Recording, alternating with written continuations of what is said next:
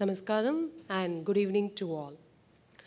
On behalf of Team Mindful Insights, I, Sandhya Arun Kumar, the MC for today, take great pleasure in welcoming you all for today's program.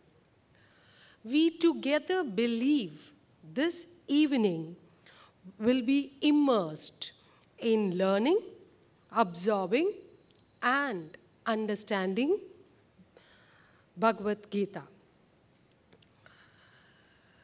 We humbly welcome today's esteemed guest speaker, Shri Dr. U.V. Venkatesh ji, for the event. He is here with us today to explain the eternal wisdom of Bhagavad Gita and its essential role in our daily life. Namaskaram, and we welcome you, sir, with a bouquet.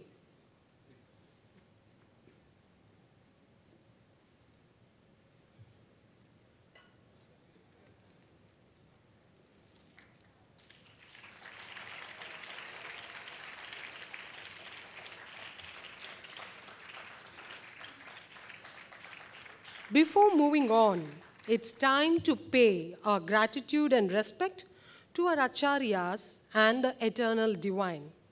Yes, let us begin this holy evening with Srimad Bhagavad Gita shlokas recited by students from Ahobila Math School. Now, may I invite the following students to recite the shlokas. Master Harish, Master Pranav Ram, Master Rangarajan, Master T.S. Venkat Raghavan, Master Veera Narayanan, Miss Durga Shri, Miss Litika Shri. May I humbly request the audience to raise for the prayer.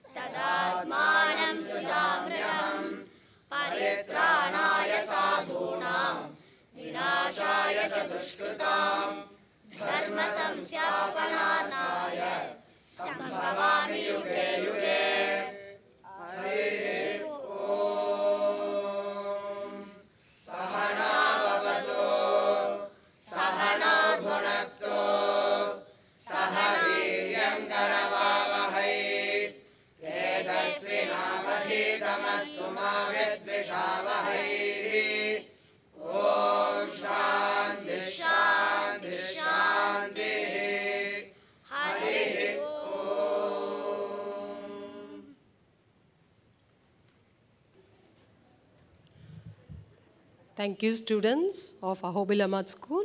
What a divine rendition. Thank you so much. Moving on, let me introduce a key person for this event.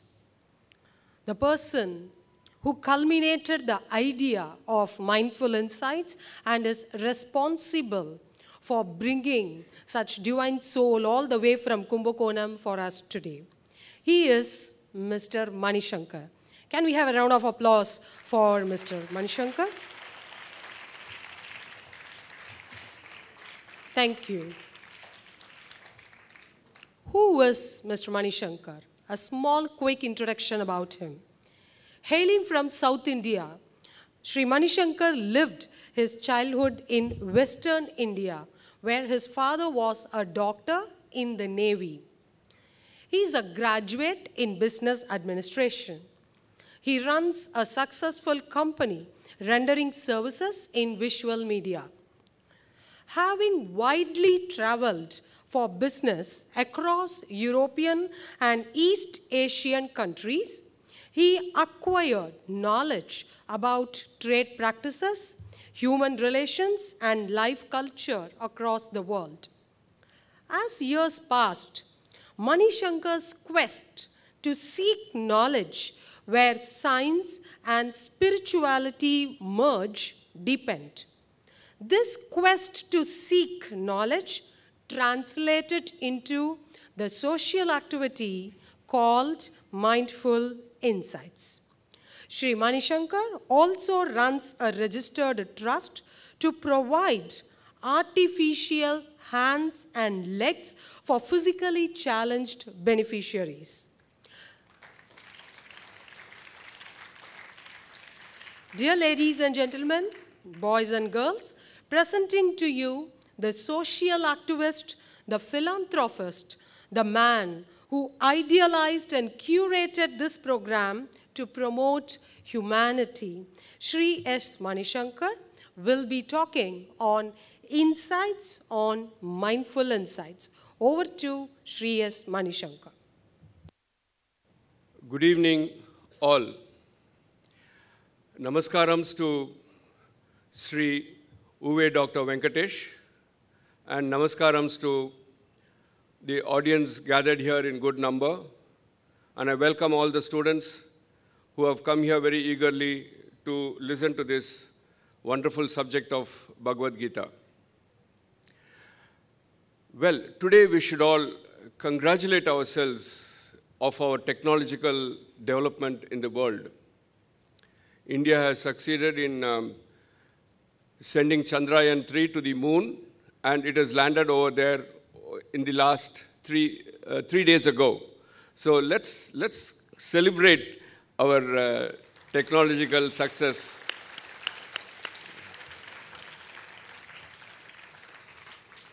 You see, the beautiful aspect that we should know about this Chandrayaan-3 is it has taken 40 days to land on the moon. And when the rocket was fired from our land, the moon was not in the position where it is supposed to have been. It's because the Earth revolves in its axis and goes around the sun. The moon revolves in its axis and goes around the Earth. And the Chandrayaan-3 had gone around the Earth and also gone around the moon and landed exactly on the designated time at the designated spot. This is a wonderful technological marvel that we are going through in our lifetime. This also reminds me of a small incident quoted in Mahabharata, where our hero Arjuna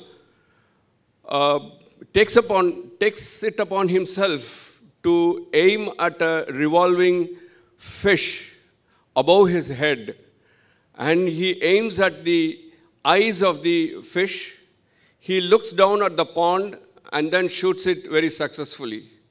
So this is the inspiration we have had from time immemorial, our scriptures, which has been really inspiring, so that we are able to exactly land in the global front to on the dot make our rocket land.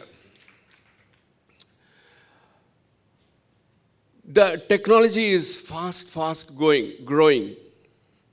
So much so, even the money transactions in the world takes place in a flashing lightning speed.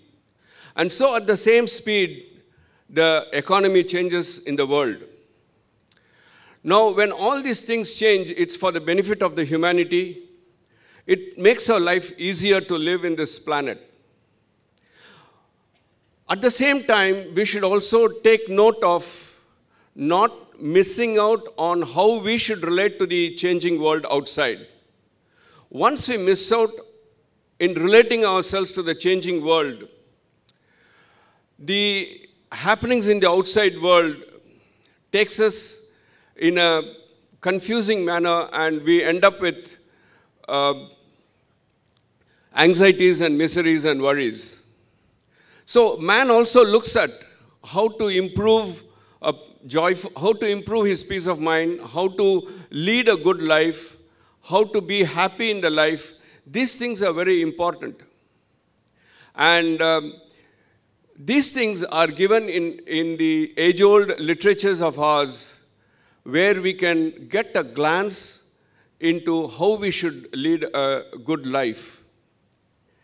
In this connection, we have today organized a lecture on Bhagavad Gita, and we have a very eminent personality to address us on this and give us lessons on how it is going to be helpful on the daily life of ours. Now, allow me to say a few words, a summary of what I have understood of this great literature. As a human being, we should all we should all take note of three things in our life. These three things, as said in the Gita in various verses, we need to prepare ourselves skillfully to lead this life. This preparation is very much required. And then we should know how to act upon in this life. And the third point is we should know how to respond to situations and how to manage success or failures in life. If these three things, if we are able to master, it's a continuous process. It's not that you have become skillful, now you go face your life. It's not like that. It's a continuous process. If we can take care of these three things, we will be able to relatively face the life with a lot of more confidence. When I talk about preparations, the preparations of the body, the preparation of our mind, the preparation of our intelligence. The body has to be in its best of health, and there the Gita talks about how we can address that by yoga.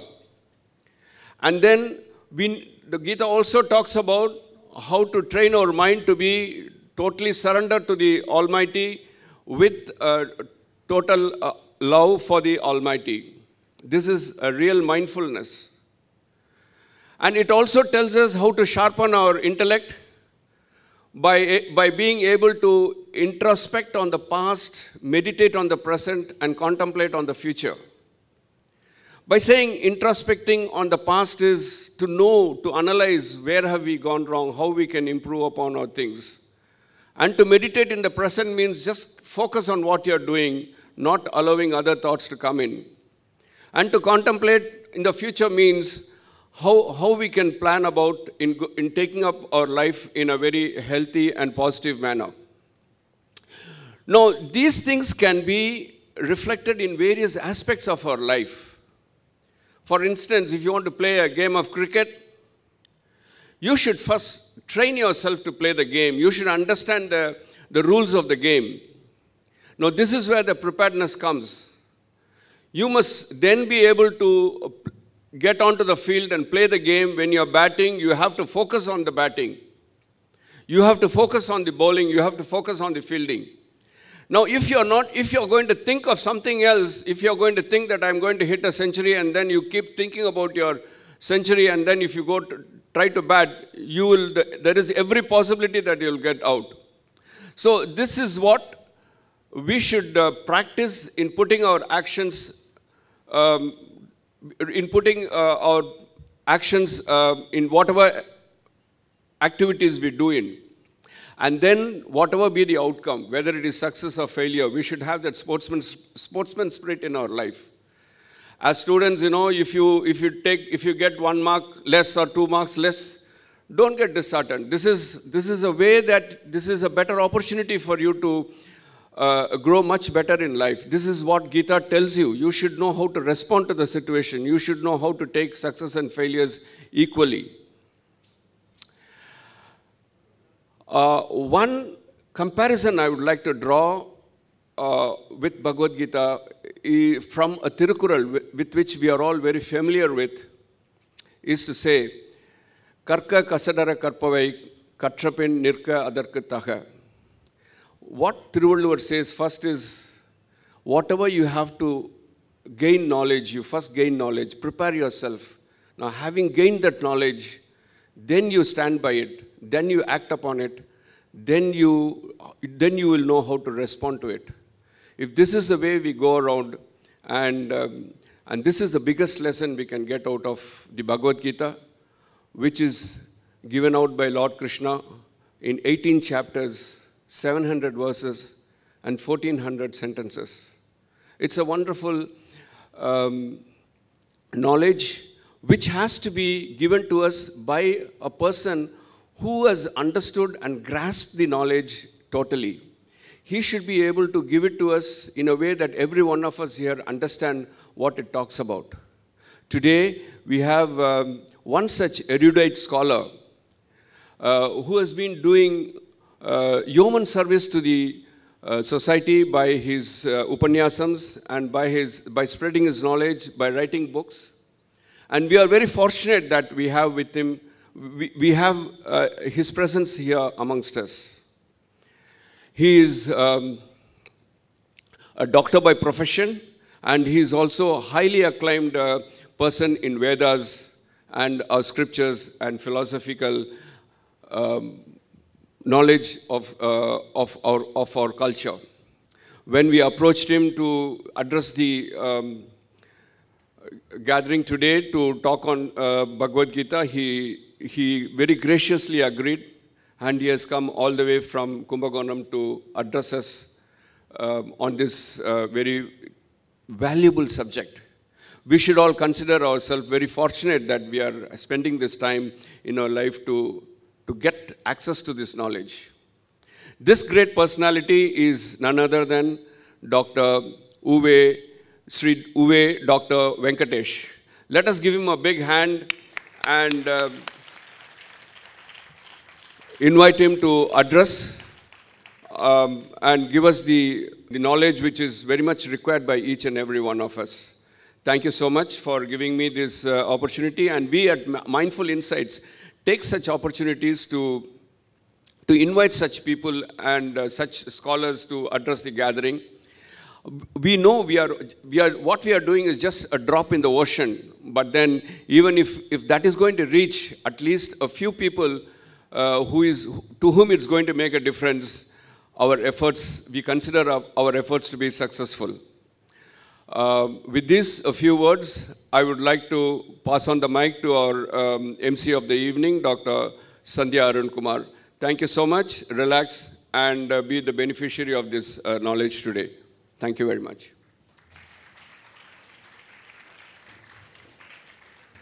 Thank you, sir. We now move to the most awaited session. But before that, to evoke the maximum benefit out of this session, I have one request. We'll give 5 seconds time.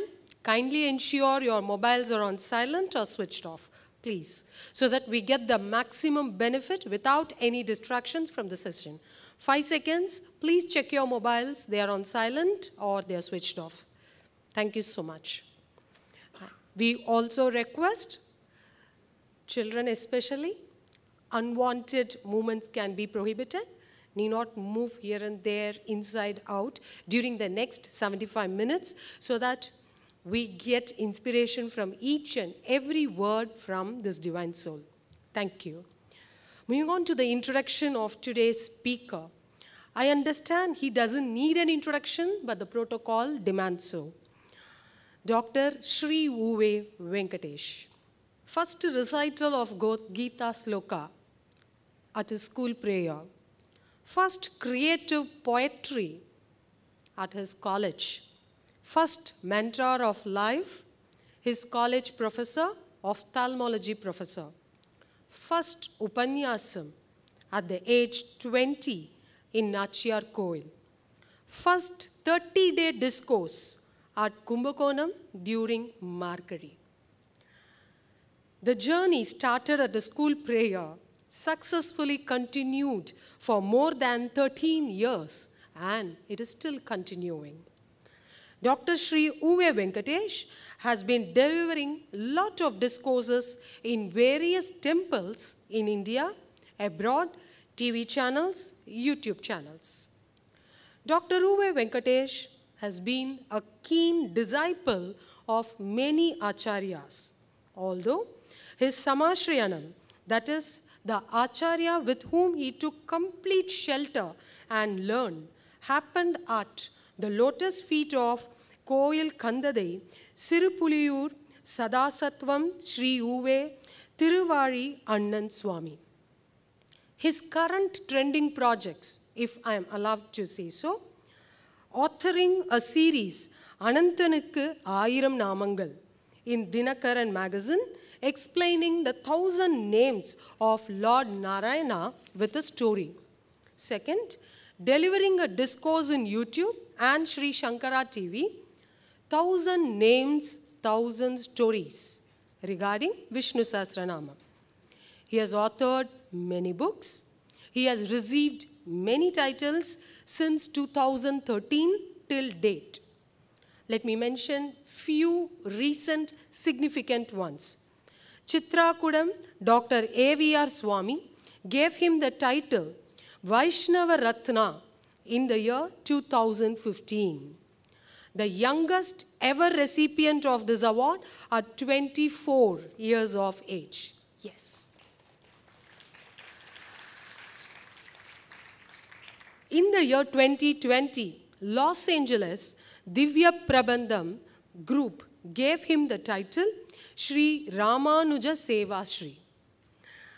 In 2022, Nagpur Astika Samaj gave him the title Anmiga Pravachana Chudamani. Again in 2023, Nada Brahma Sabha conferred the title Nada Pravachana Siromani. Dr. U.V. Sri Venkatesh, a medical doctor in the morning, curing people from diseases and adding age to their life, while an erudite Sanskrit scholar in the evening, curing people of their ignorance and adding wisdom to their life. Sir, whether you are a morning practitioner or doing Upanyasam in the evening, we common people find one thing common between the two: the both are divine. Extremely privileged to invite Pravachana Tilakam, Sri Ramanuja Seva, Sri Thirukkudanthai, Dr. Sri U.V. Venkatesh to the dais, please.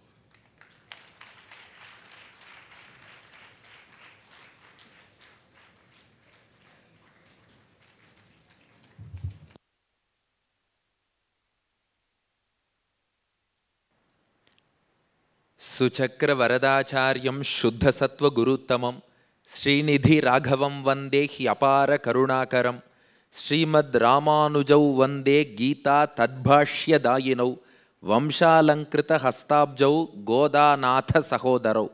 A very good evening to all. This mindful insights, Mr. Manishankar sir, I came to know about him a lot while MC Dr. Sandhya Arun Kumar was reading out his profile. And really, I am very happy to be associated with him, and I thank him wholeheartedly for giving me this opportunity to address you all, especially the students, regarding this wonderful topic, Gita for daily life. So, we all should first thank Mindful Insights, because what Gita gives us is mind full of insights. As we read Bhagavad Gita, we will develop mind full of insights. So, for that, our mindful insights, Mr. Manishankar sir has given us as a wonderful opportunity. So, at the outset, I first convey my namaskaram and thanks to him, and also MC Dr. Sandhya Arun Kumar and everybody who is present here, especially students and dignitaries. Dr. Giri sir, our friend in Pudiya Talaimurai in APL. You all might have seen us converse about IPL in APL. Dr. Giri sir has come here. And similarly, I would like to welcome and thank each one of you for attending this 1 hour and 15 minutes speech. Because I will always mention the time at the beginning itself. 75 minutes. I will conclude by 7 p.m. and exactly at 7 p.m. Dr. Sandhya Arunkumar will come for question answer session. Of course, ours is always Socratic method, so you are also going to interact. In these 75 minutes also, I alone won't speak, we all will interact. Englishல மட்டும் இல்லை, இங்கிலீஷ்னு போட்டதுனால இங்கிலீஷ்ல ஆரம்பிச்சேன், தமிழ்லையும் பேசுவேன், கவலைப்பட வேண்டாம்.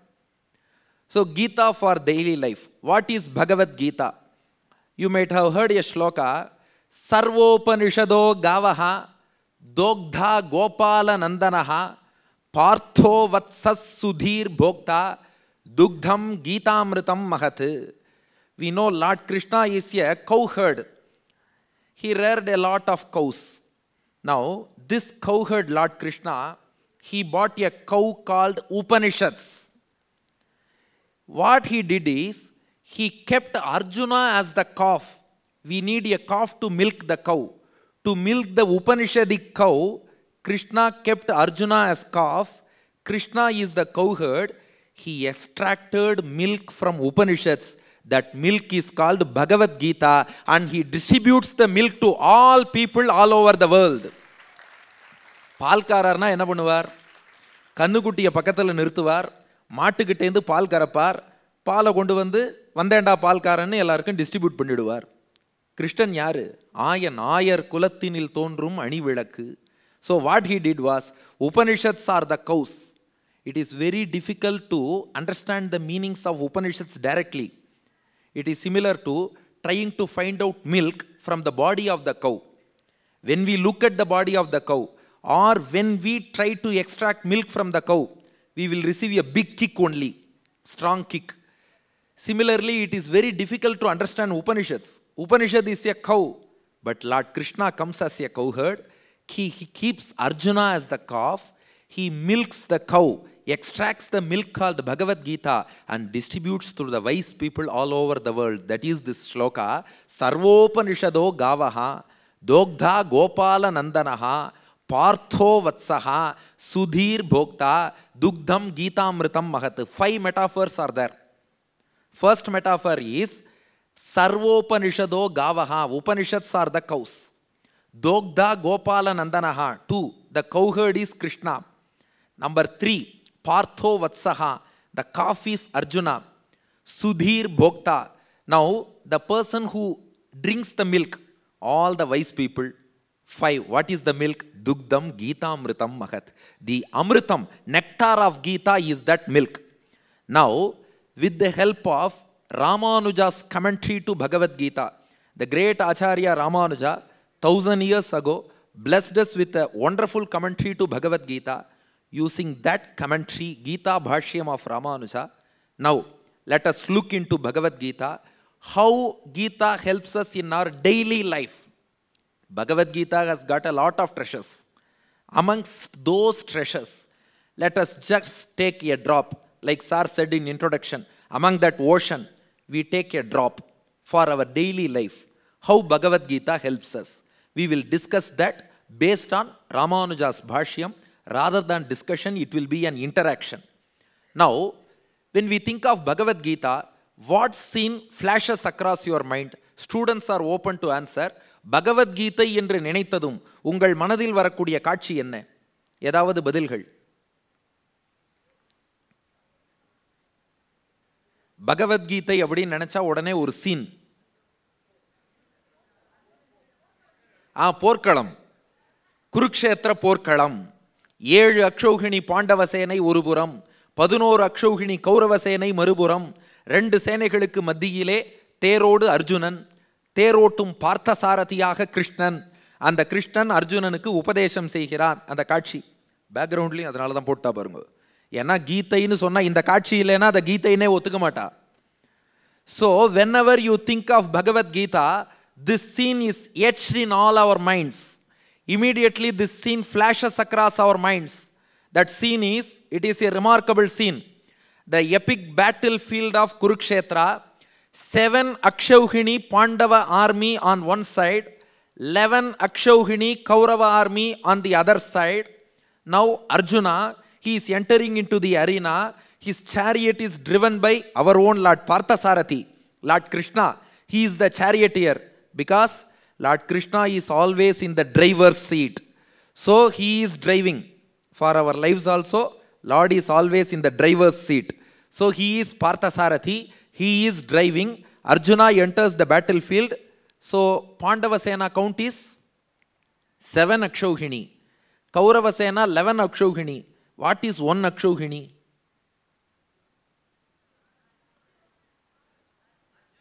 Akshauhini, there is a calculation for that.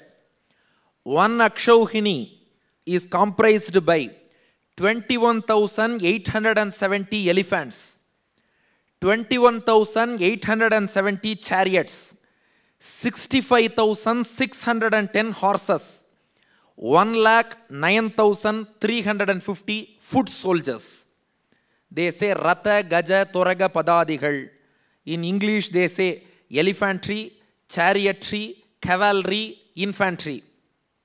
So, elephantry 21,870, chariotry same 21,870, cavalry, horses 65,610, infantry, foot soldiers 1,09,350. அதனால 21,870 யானைகள், 21,870 தேர்கள், 65,610 குதிரைகள், 1,09,350 காலாட்படைகள் எல்லாம் சேர்ந்தா it is 1 Akshauhini. Similarly, 7 Akshauhini army is there on the side of Pandavas. 11 Akshauhini army is there on the side of Kauravas. Now Arjuna enters the war arena. He has to fight. He has to fight and uphold justice because the war is for dharma. He has to uphold dharma, uphold justice. While entering, Arjuna places a small request at Lord Krishna. The request is, in the Gita, first adhyayam, you can see this shlokam. Senayor ubhayor madhye ratham sthapayame achyuta. O Krishna Achyuta, please station my chariot in between the two armies, says Arjuna. Because Arjuna first wants to see who are all stationed on either side. So Arjuna requests Lord Krishna, please station the chariot in between the two armies. Let me see who are all stationed on either side. Krishna obliges. He stops the chariot at the middle of Kurukshetra battlefield. Now Arjuna sees 7 Akshauhini Pandavasena, 11 Akshauhini Kauravasena. Whom did he see? Whom did he see in those armies? He didn't see warriors. He didn't see valiant people. He didn't see enemies. He didn't see partners. He didn't see elephants. He didn't see chariots. He didn't see soldiers. He didn't see horses. What did Arjuna see? Bagavad Gita says, Tatra pashyat sthitan parthaha pitrunatha pitamahan acharyan matulan bhratrun putran pautran sakin tatha shvashuran suhridashaiva senayor ubhayorapi. In both sides, what Arjuna saw? Whom Arjuna saw? He saw uncles.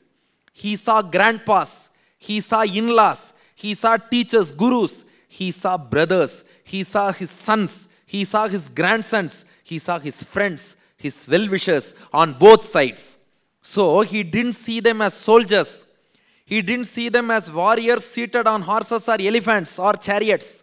He saw them as his grandpas, his uncles, his own in-laws, his own brothers, his own sons, his own grandsons, his own gurus, his own relatives, his own friends, his own well-wishers. Now Arjuna thinks, can he win the battle without killing all of them? Can he win the battle without sacrificing all of them who are stationed on his side? So without killing, without sacrificing all these friends or relatives, he cannot win this battle.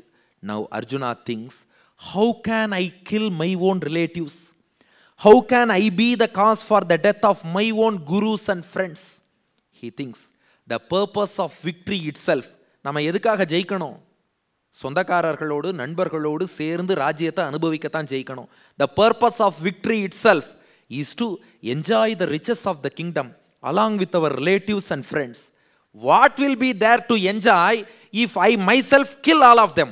What is the purpose to win after killing all of them? Now Arjuna gets confused. He says, no, I can't fight.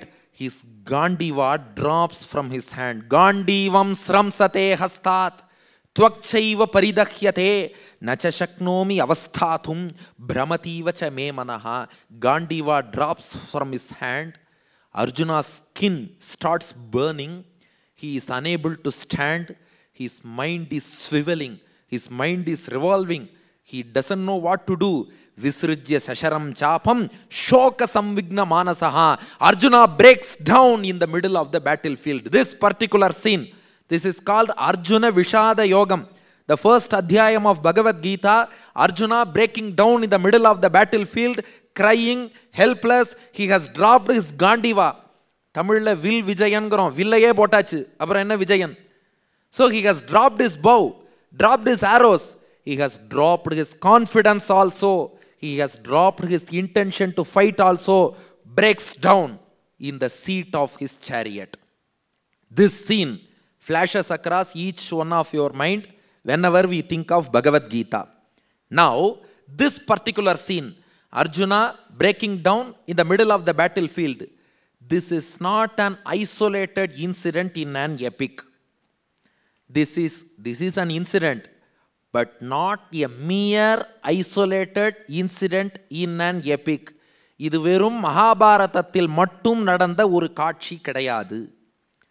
அப்போ இந்த காட்சி எங்க நடக்கிறதுனா, this scene is occurring and recurring every day, every moment, everywhere in our lives, in our minds. This is not an isolated scene. இந்த காட்சிங்கிறது நம்ம ஒத்தொத்தர் மனசுலையும் ஒவ்வொரு நாளும் ஒவ்வொரு நொடியும் ஒவ்வொரு இடத்திலும் நடந்து கொண்டே தான் இருக்கிறது. To understand that, let us go into the symbolism of this scene.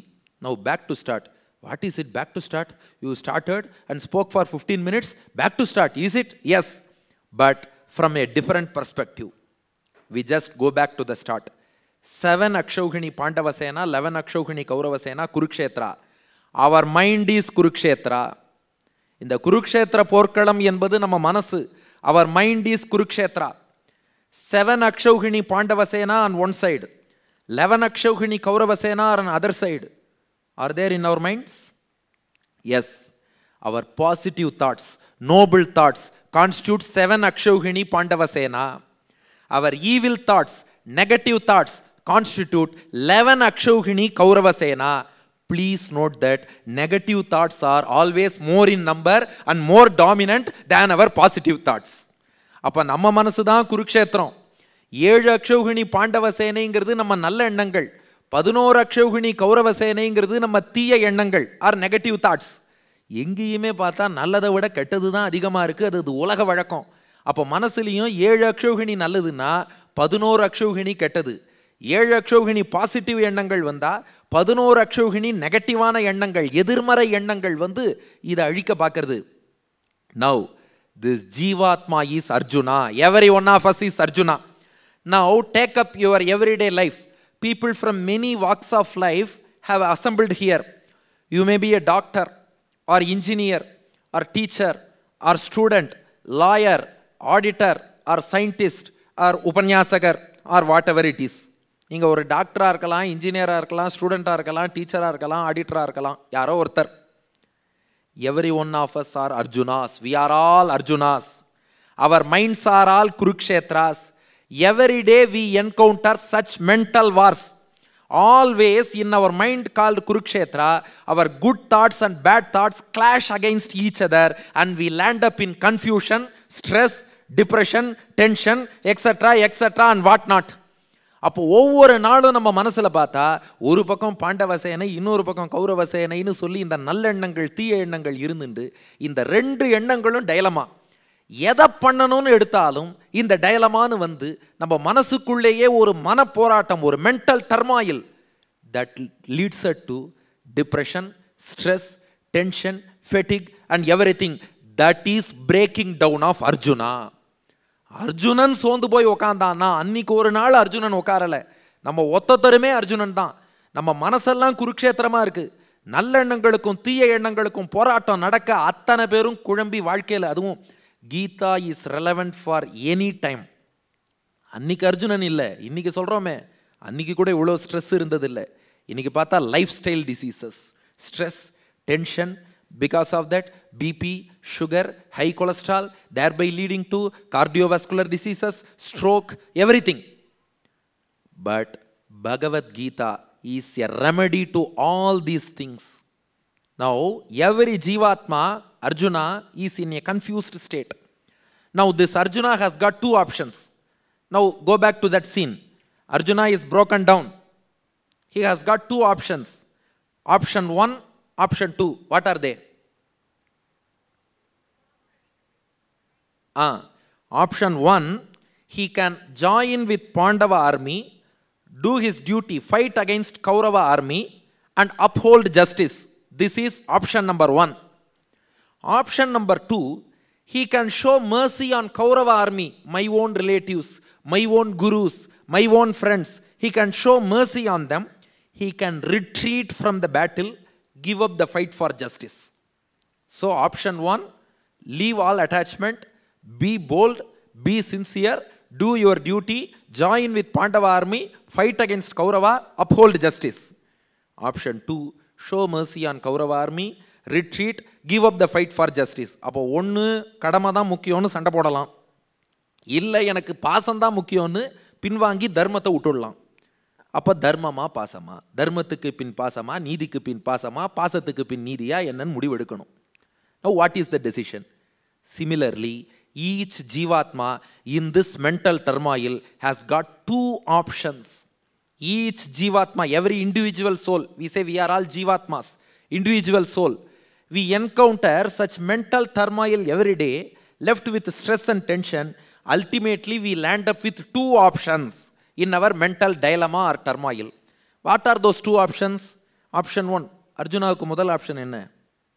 பாண்டவர்களோடு சேர்ந்துக்கலாம், சண்டை போடலாம், தர்மத்தை காப்பாற்றலாம். Similarly, we can go by our positive thoughts called Pandava army. We can take up our positive thoughts, do our duty sincerely, perfectly, boldly, destroy our negative thoughts called Kaurava army, and proceed positively in life, uphold our own dharma. This is one option. அப்போ நம்முடைய நல்லெண்ணங்கள் முக்கியம்னு அந்த வழியில் போகலாம், கடமையை சரியாக தைரியமாக செய்யலாம், சரியான முறையில் செய்யலாம், செஞ்சு தீய எண்ணங்களை அழிக்கலாம், அழிச்சுட்டு வாழ்க்கையில் முன்னேற பார்க்கலாம், தர்மத்தை காப்பாற்றலாம். இது one option. Second option, show mercy on Kaurava army and retreat. இல்லை அவன் மேலே நான் அன்பு வச்சுருக்கேன், பின்வாங்கிறேன். Likewise, we can develop attachment to evil and negative thoughts, thereby yielding to negativity, giving up our duty, ultimately succumbing to the trap of negativity, giving up our own dharma. அப்போது வாழ்க்கையில் ஒத்தொத்தருக்கும் ஒரு மனப்போராட்டம் வருது. இது என்னைக்கோ அர்ஜுனனுக்கு இல்லை, நம்ம ஒத்தொத்தரும் பார்த்தா அன்றாட லைஃப்பில் இப்படி சில குழப்பங்கள் வந்துட்டே இருக்குது. அப்போ எந்த பக்கம் போகிறது? ஒரு பக்கம் தர்மம் நிற்கிறது, அந்த தர்மத்தின் வழி போவோமா? நல்ல எண்ணங்கள் மனசில் இருக்குது, அதை பின்பற்றி போகலாமா அப்படின்னு யோசிக்கிறோம். இன்னொரு பக்கம் தீய எண்ணங்கள் மேலே ஒரு அட்டாச்மெண்ட், பற்று வச்சுட்டோம். அந்த தீய எண்ணங்கள் மேலே நாம் பற்று வச்சதுனால அது அப்பப்போ அங்கே போகாதேன்னு இந்த பக்கம் இழுக்கிறது. அப்போ தீய எண்ணங்களுக்கு பலியாகி தர்மத்தை விட்டு விடுவதா, அல்லது நல்லெண்ணங்களின் வழியில் போய் தீய எண்ணங்களை வெல்வதா? என்ன பண்ணுறது? These two options, we are left with two options, no other third option, only two options. Now we have got two hurdles. We should also know about our hurdles. Option 2, இந்த ரெண்டு ஆப்ஷன்லையும் போக விடாமல் ரெண்டு ஹர்டில் இருக்குது, அதான் பிரச்சனை. இப்போ ரெண்டு ஆப்ஷன் இருக்குது, சூஸ் ஏ ஆர் பின்னா பிரச்சனை இல்லை. ஏவுக்கும் ஒரு ஹர்டில் இருக்குது, பிக்கும் ஒரு ஹர்டில் இருக்குது, தடை.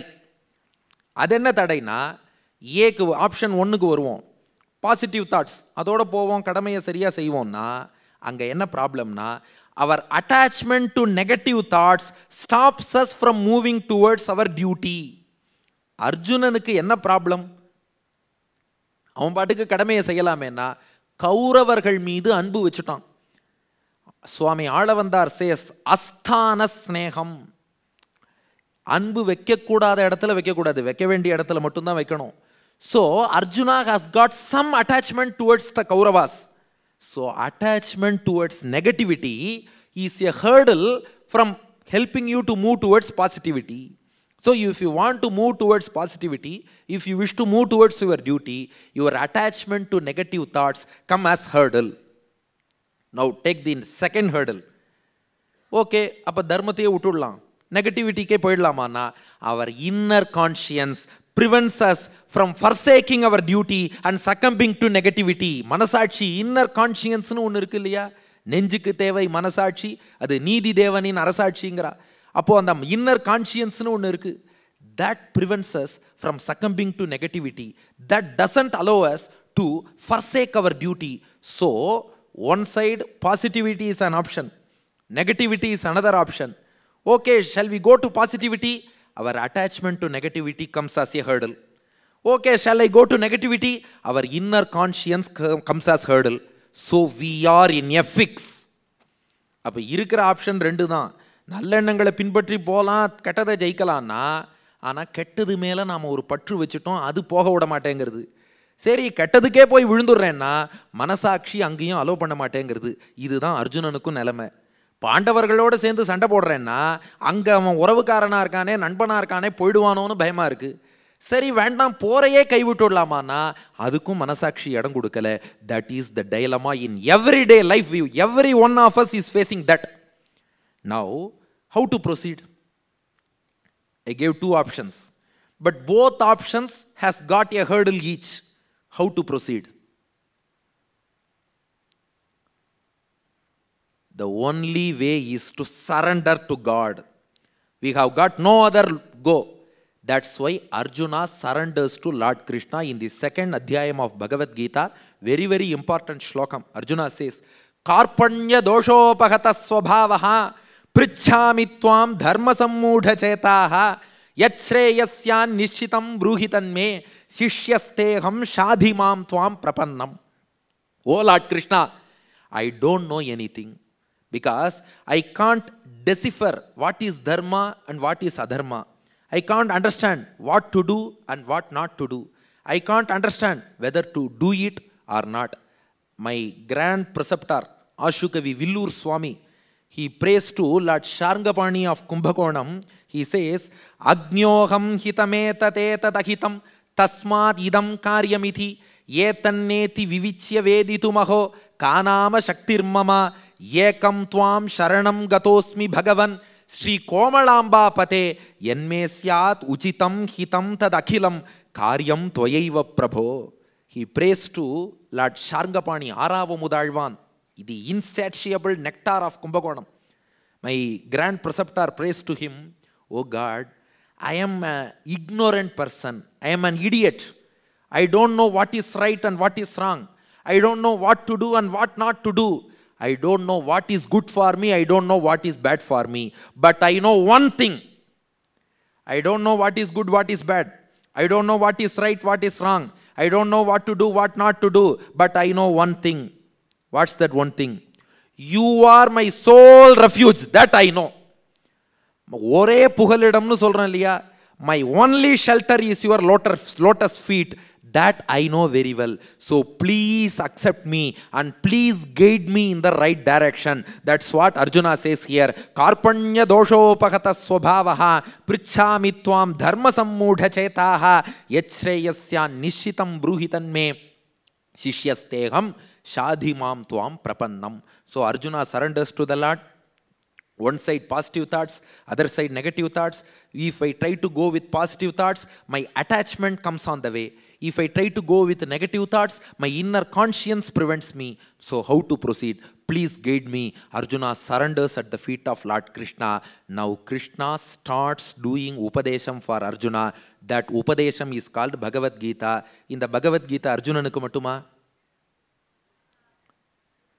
Bhagavad Gita is for everyone. அதுக்காகத்தான் இவ்வளோ கதை சொன்னோம். ஏன்னா கொஞ்சம் யோசிச்சு பாருங்க, அர்ஜுனனுக்கு மட்டும் கீதை சொல்லணும்னா ஸ்டாண்ட் அப் அண்ட் ஃபைட் சொன்னால் முடிஞ்சு போச்சு. இந்த இடத்துல அர்ஜுனன் என்ன கேட்டான்? What to do, what not to do. Arjuna get up, fight, that's all. கரெக்டாக தான் தமிழில் ஒருத்தர் சொன்னார். How many verses are there in Bagavad Gita? How many verses? 700 shlokas are there in Bagavad Gita. ஒரு தமிழறிஞர் சொன்னார், இவர் எதுக்கு 700 ஸ்லோகம் சொல்லணும், 700ன்னு சொன்னாலே போருமேன்னார். தமிழில் எழுன்னா அர்ஜுனா டிப்ரெஸ் ஆகி உட்காராத, எழுந்துரு, ஸ்டாண்ட் அப். தமிழில் 100ன்னா சண்டை போடு, ஃபைட்டுன்னு அர்த்தம். 700 கெட் அப், ஃபைட். 700 சொன்னாலே போருமே, இதுக்கு எதுக்கு 700 ஸ்லோகம் சொல்லணும்? 7ன்னா ஸ்டாண்ட் அப், 100ன்னா fight. Stand up, fight, that's all. ஆனால் அவர் ரொம்ப கெட்டிக்காரர். கிருஷ்ணன் ஏன் கீதை சொன்னார்னா இந்த அர்ஜுனன் ஒத்தனுக்காக கிடையாது. அதுக்கு தான் இவ்வளோ கதை சொன்னோம் இல்லையா? Every day and every moment, everywhere, each and every person is encountering such mental turmoil leading to stress, depression, dilemmas, everything in life. Krishna wants to show the way for every one of us. அப்போது கிருஷ்ணன் அர்ஜுனனை மட்டும் பார்த்த சாரதி இல்லை, நம்ம எல்லாரையுமே பார்த்த சாரதி அவர். அதனால தான் ஒரு பேர் என்ன? பார்த்த சாரதி. கொஞ்சம் யோசிச்சு பாருங்க. If he drives the chariot for Arjuna, you can call him Arjuna சாரதின்னு சொல்லலாம், விஜய சாரதின்னு சொல்லலாம். அர்ஜுனனுக்கு எவ்வளோ பேர் இருக்கு? பார்த்திப சாரதின்னு சொல்லலாம். அர்ஜுனனுக்கு எவ்வளோ பேர் இருக்கு? மற்ற எல்லா பேரையும் விட்டுட்டு பார்த்த சாரதின்னு மட்டும் சொல்கிறோம். அர்ஜுனனுக்கு பார்த்தன்னு பேர், அதனால சாரதின்னு நீங்கள் அர்த்தம் சொல்கிறீங்களா? அது ஓகே. அர்ஜுனனுக்கே இன்னும் நிறைய பேர் இருக்கு, அந்த பேரெல்லாம் விட்டுட்டு பார்த்தன்கிற பேரை மெனக்கட்டு வச்சு எதுக்கு பார்த்த சாரதின்னு சொல்லணும்? அவர் பார்த்தனுக்கு மட்டும் சாரதி இல்லை, அர்ஜுனன் கலங்கி நிற்கும்போது அர்ஜுனனை மட்டும் பார்த்த சாரதி இல்லை, நம்ம எல்லாரையுமே பார்த்த சாரதி. நம்ம எல்லாரையுமே பார்த்தார். இத்தனை பேரும் கலங்கி இருக்கார்னா இவாளுக்கு கீதையை சொன்னாலே ஒழிய ஒரு தெளிவு ஏற்படாது என்று நம்ம எல்லோரையும் அன்று கருணையோடு பார்த்த சாரதி. அன்று அவன் பார்த்த ஒரு பார்வை, அந்த பார்வையால் தான் இன்னைக்கு கீதை கிடச்சி இன்னைக்கு நாம் இங்கே உட்காந்து வாணி மஹாலில் ஜம்முன்னு மைண்ட்ஃபுல் இன்சைட்ஸ் ஏற்பாடு பண்ண கீதை கேட்டுன்னு இருக்கோம்னா அன்றைக்கு அவன் பார்த்த சாரதி இன்றைக்கும் திருவல்லிக்கேணியில் இருந்துட்டு நம்மை பார்த்து கொண்டே இருக்கும் சாரதி. அப்படி பார்த்துட்டே இருக்கிறதுனால தான் நாம் சொல்லிட்டு இருக்கோம் பார்த்த சாரதி, பார்க்கின்ற சாரதி, பார்க்க போகின்ற சாரதி, பார்த்த சாரதியாக கீதை சொல்கிறான். அந்த கீதையில் in that Bhagavad Gita, now let us all come to our own situations. No, let us leave away Arjuna, because அவவா சொல்லுவா தனக்கு வந்தால் தான் தெரியும் தலைவலியும் திருகு வலியும்னு. அர்ஜுனன் கஷ்டத்தை விட நம்ம கஷ்டம் பெருசாக இருக்கு. For our problems, now in this Bhagavad Gita, Krishna starts Upadesham with Natvevaham jatunasam natvam neme janadhipaha nachaivana bhavishyama sarve vayam atah param. Starting from this till 18th chapter, 66th shloka, sarvadharman parityajye mamekam sharanam vraja aham tva sarvapapebhyo mokshayishyami ma shuchaha. Till that Krishna is going to give upadesham. Now among this ocean, based on Ramanuja's commentary, we are going to take a 10-point formula, because we have already consumed 30 minutes. We have got 45 minutes remaining. So within these 45 minutes, we are going to take a 10-point formula. Doesn't mean that Gita has these 10 points alone. Gita has many pearls, gems, etc. We are taking a 10-point formula. For what? Our mental turmoil in daily life. So அந்த காட்சியை மனசில் வச்சுக்கோங்க. நம்ம தான் அர்ஜுனன், மனசு தான் Kurukshetra. Positive thoughts ஒரு பக்கம், அதை விட அதிகமாக நெகட்டிவ் தாட்ஸ் இன்னொரு பக்கம். இந்த பக்கம் போகலான்னு பார்த்தா அந்த அட்டாச்மெண்ட் தடுக்கிறது, அந்த பக்கம் போகலான்னு பார்த்தா கான்ஷியன்ஸ் தடுக்கிறது. அப்போ எங்கே போகிறதுன்னு தெரியலை. அதனால் ஒரு stress, tension, depression, dilemma, we are in a fix. இப்படி இருப்பவனுக்கு 10-point formula, Gita for daily life. That is Gita for daily life. Krishna is giving a 10-point formula. Now you please keep count, because பொதுவாக சொல்லிடுறா டாக்டர்னா மேக்ஸில் வீக்குன்றா. அது ரைட்டாக தப்பாங்கிறது அப்புறம், எனக்கே maths தான் பிடிச்ச subject.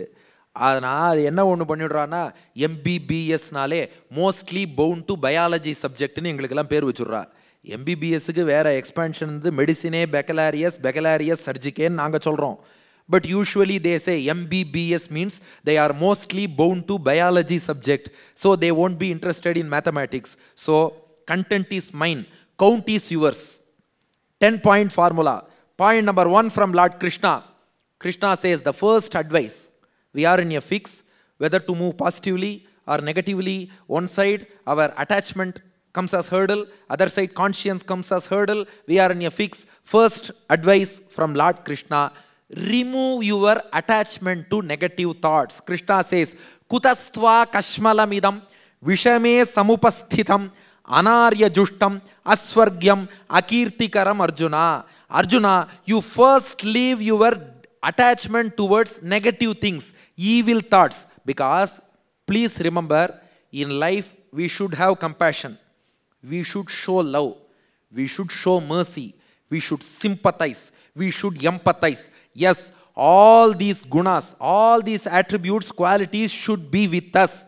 But where is the question mark?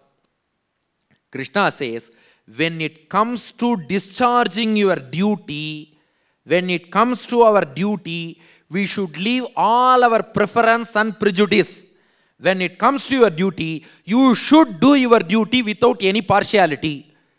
The person who is opposite to you, in the case of a king or an army soldier, he is there to fight for his nation. In the case of an army soldier, even if the person standing opposite to him, he may be his brother or his relative or his friend or his guru, that doesn't matter. You can show compassion anywhere else. But when it comes to discharging your duty, there compassion doesn't matter. Your duty should be done. So, idhila ellarum oru kelvi kettudra. Appa Bagavad Gita kolai noola. Many people brand Gita as a war book. Because Krishna promotes Arjuna, encourages Arjuna to engage in war. Big court case and all went in foreign countries regarding this. But please understand one thing. Gita is never intends to promote warfare or kill anybody or anything. The main motive of Gita is to encourage everyone to stick to one's duty. But please go to the situation. Arjunan yaru? Arjunan yaru? Arasan. Or in this context, he is a soldier. Soldier oda duty sanda potu ediriya kolradhu. So, asking a soldier to kill doesn't mean that anybody can kill everybody. That is a sin. That is different. So, the motive is do your duty. Just imagine a soldier is there in our Indian army. He is there in the border fighting for us. When the soldier suddenly develops compassion. Amaidi dhaan romba vasandadu. Aha, ahimsa paramo dharmahanu Venkatesh Upanyasam Vani Mahalla chonnar. Ahimsa paramo dharmaha. So, I will leave away my gun. I will come back home. Can a soldier do that? So, when it comes to your duty, don't show compassion or the other things, do your duty. That is the motive of Gita. So, we can just adjust it according to our own duty. Now, coming to our situation, if you are a doctor, you please do your duty of treating your patients. If you are a civil engineer, please proceed with your duty of construction of all your apartments and other things. So, never ever Gita promotes warfare or killing or anything. The motive of Gita is do your work. While doing that duty, you should not show any preference or prejudice. Kadamaiya seyyumbodhu viruppu veruppunu vechikave vechikada. Idan first thing. Because what is the first hurdle? The attachment which Arjuna had towards Kauravas. Namakku enna prachana? The attachment we have towards the negative thoughts. Nariya negativity varudhu. Adula naam attachment vechinda dana prachana. Adoda attach ஆகாத. நமக்குன்னு ஒரு கடமை இருக்கு. நான் அப்போ அன்றாட வாழ்க்கையில எதை செய்யறது, எங்கேருந்து பின்வாங்கிறது? கிருஷ்ணன் சொல்றான், யோஜனையே பண்ணாத, உன் கடமை என்னன்னு பாரு. கடமையை செஞ்சுட்டே வா. Don't attach yourselves to those negative thoughts. புரியறாப்ல ஒரு எக்ஸாம்பிள் சொன்னா நன்னா மனசுல பதியும். Many of you might have seen Jailer movie. Jailer பார்த்தாச்சா? பசங்கள்லாம் பார்த்திருப்பா. Mr. Muthuvel Pandian, what he does is, in the climax, he kills his own son when he comes to know that he is a traitor of the nation. நாட்டுக்கு துரோகம் பண்றான், செலகடத்தல்ல தன்னுடைய சொந்த பையனே ஈடுபடுறான்னா, அப்ப என்ன பண்றார்? சொந்த பையனையே கொன்னுடுறார். ஏன்? Because when it comes to our duty, when it comes to safeguarding our nation, when it comes to dharma, when it comes to public civil well-being, we should not have any preference or prejudice. He may be our own son. He may be our own relative or friend or guru or whoever it is. ஒரு நல்லது செய்யணும்னு வந்துருத்துனா, ஏன்னா ஒரு ராஜாங்கிறவன் எதுக்கு இருக்கான்? நாட்டில் மக்களையும் தர்மத்தையும் பொதுமக்களோட அமைதியான வாழ்க்கையும் ராஜ்யத்தையும் காப்பாற்ற இருக்கான். நான் சண்டை போட மாட்டேன்னு போட்டு கீழே வந்தான்னா அப்புறம் இதை யார் காப்பாற்றுறது? அப்போ while discharging your duties, leave away all your attachment to negativity, leave away all your preference and prejudice. You should have only one focus. That single focus is discharging your duty. So that focus, இது அர்ஜுனன் விஷயத்தில் பார்க்குறோம். என்ன பண்ணுறான்? துரோணர் அர்ஜுனன்ட்ட, நீ உன்னுடைய பானத்தை அந்த மரத்தில் அமர்ந்திருக்கும் பறவை மேலே போடுங்கிறார். பறவையின் கண் மட்டும்தான் தெரியுங்கிறான். அதுதான் ஃபோக்கஸ். அதுபோல் கடமை என்று வந்துவிட்டால் உங்கள் ஃபோக்கஸ் கடமையில் மட்டும்தான் இருக்கணுமே ஒழிய அந்த நேரத்தில் personal preference, personal prejudice, that should not come in your way. That is the first point among the 10-point formula. குதஸ்துவா கஷ்மலமிதம் விஷமே சமுபஸ்திதம் அனார்ய ஜுஷ்டம் அஸ்வர்க்யம் அகீர்த்திகரம் Arjuna. So leave away all preference and prejudice, leave away your attachment to negativity, have one thing in mind, have one focus. You should do your duty, focus on your duty. That's the first thing. Now second point, how should we perform our duty? Duty nu solliyachu. How should we perform? Second point, Krishna says, glaibyam masmagamah partha naitatvayi upapadyate kshudram hridaya daurbalyam tyaktvottishta parantapa. Krishna says, be bold and do your duty. You might have heard this poem, where the mind is without fear and the head is held high. So with your mind without fear, with head held high, be bold, be sincere, leave away all fears, leave away all hesitation. While doing your duty, we should not have any fear. நாம ஏன் பயப்படணும்? நம்ம கடமையை செய்யும் போது நமக்கு பயம் என்பது தேவையில்லை. நாம் நமக்குன்னு உள்ள கடமையை விட்டுட்டு வேற எதையோ ஒன்று செய்யறேன்னு போனாதான் பயப்படணும். ஆனால் நமக்குன்னு இருக்கக்கூடிய கடமையை செய்யும்போது, one which is ordained for us, அந்த டியூட்டியை செய்யும்போது எதற்காகவும் பயப்படணுங்கிற தேவையில்லை. So in this case Arjuna, you engage in war.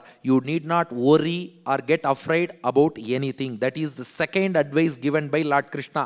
So coming to our case, we get all such dilemmas. We should relax ourselves. We should detach from negative thoughts. We should focus on our duty and do it boldly and sincerely.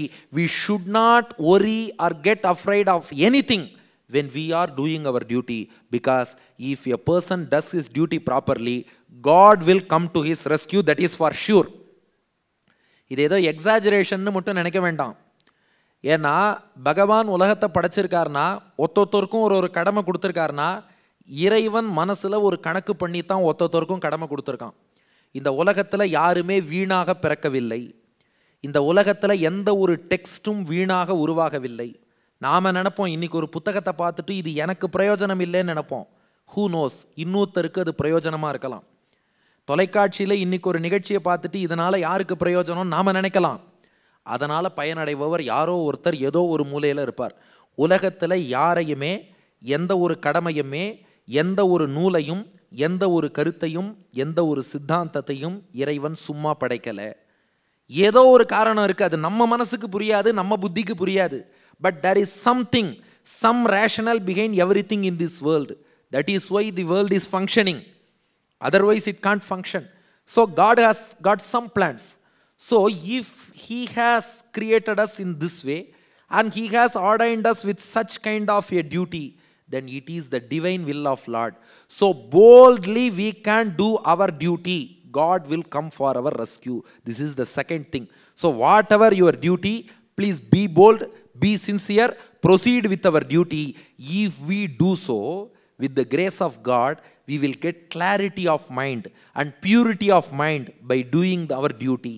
With that mental clarity and mental purity, we can easily win over further negative thoughts, if at all they come up. So first leave your attachment to negative thoughts. Negative thoughts உடனே போகாது. அதில் உள்ள பற்ற வச்சுட்டு கடமையை செய்வோம். செஞ்சால் மனசு பியூர் ஆகும். If your mind gets pure, if your mind gets clear, automatically you can win over negative thoughts. This is the second point in the 10-point formula. Now, coming to the third point in the 10-point formula, while performing your duty, how should you be? Now, before starting, leave attachment to negativity. While starting, be bold and sincere. Now you have started, how should you perform? Now Lord Krishna says, Matra sparshastu kaunteya, shitoshna sukha dukkadaha, agamapayuno nityan, tan titikshasva bharata, yamhina vyathayanti ete, purusham purusharshabha, samadukha sukham dhiram, somritatvaya kalpate. These shlokas are also in the 2nd chapter of Bagavad Gita. Now Krishna says, the third point, while you perform your duty, you will encounter some pain. It is inevitable. நீங்க எந்த வேலை செஞ்சாலும் வேலை செய்யும் போது நடுவுல கஷ்டம் வரும். அதான் ஒரு வசனம் சொல்றா பாருங்க, கஷ்டப்படாம எதுவும் கிடைக்காது, கஷ்டப்படாமல் கிடைப்பது நிலைக்காது. அப்போ வாட் எவர் ஒர்க், ஒரு விவசாயி வயல்ல இறங்கி வேலை பார்க்குறாருன்னா கஷ்டப்பட்டு தான் ஆகணும். ஒரு சாஃப்ட்வேர் இன்ஜினியர் அவரோட ப்ரோக்ராம் டிசைன் பண்ணுறாருன்னா கஷ்டப்பட்டு தான் ஆகணும். இவ்வளோ ஸ்டூடெண்ட்ஸ் வந்திருக்கு. ஸ்டூடெண்ட் அவர் படிக்கணும், 10th +2 நல்ல மார்க் வாங்கணும், ஒரு நல்ல காலேஜில் சீட் எடுக்கணும்னா கஷ்டப்பட்டு உழைச்சி தான் ஆகணும். There is no substitute for hard work. உழைச்சி தான் ஆகணும், உழைக்கும் போது கஷ்டப்பட்டு தான் ஆகணும்.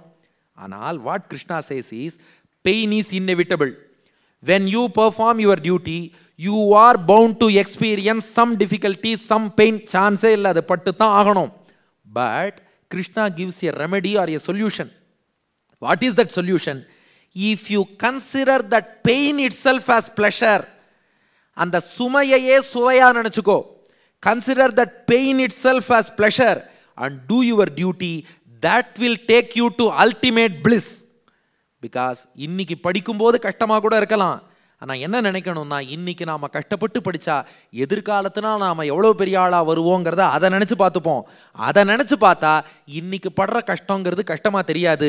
ஏன்னா ஒரு பையன் +2 நல்ல மார்க் வாங்கிட்டு ப்ரெஸ்ஸுக்கு பேட்டி கொடுக்கும்போது அப்போ என்ன சொல்லுவார்னா, கஷ்டப்பட்டு சொல்ல மாட்டார், ஐயோ நான் ராத்திரியெல்லாம் படித்தேனே எவ்வளோ கஷ்டப்பட்டேன்னு தெரியுமா, அப்படி சொல்ல மாட்டார். நான் ராத்திரியெல்லாம் கஷ்டப்பட்டு படித்தேன் சார், இன்னைக்கு நான் நல்ல மார்க் வாங்கியிருப்பேன்னு சொல்கிறார் பாருங்க. அந்த மகிழ்ச்சியை நாம் மனசில் நினச்சினோன்னா இன்னைக்கு வர கஷ்டங்கிறது கஷ்டமாக தெரியாது. So inconvenience will come, pain will come. எதுவுமே கஷ்டம் இல்லாமல் வராது, கஷ்டப்படாமல் எதுவுமே கிடைக்காது. But consider that pain it self as pleasure and proceed with your duty. That will take you to ultimate bliss.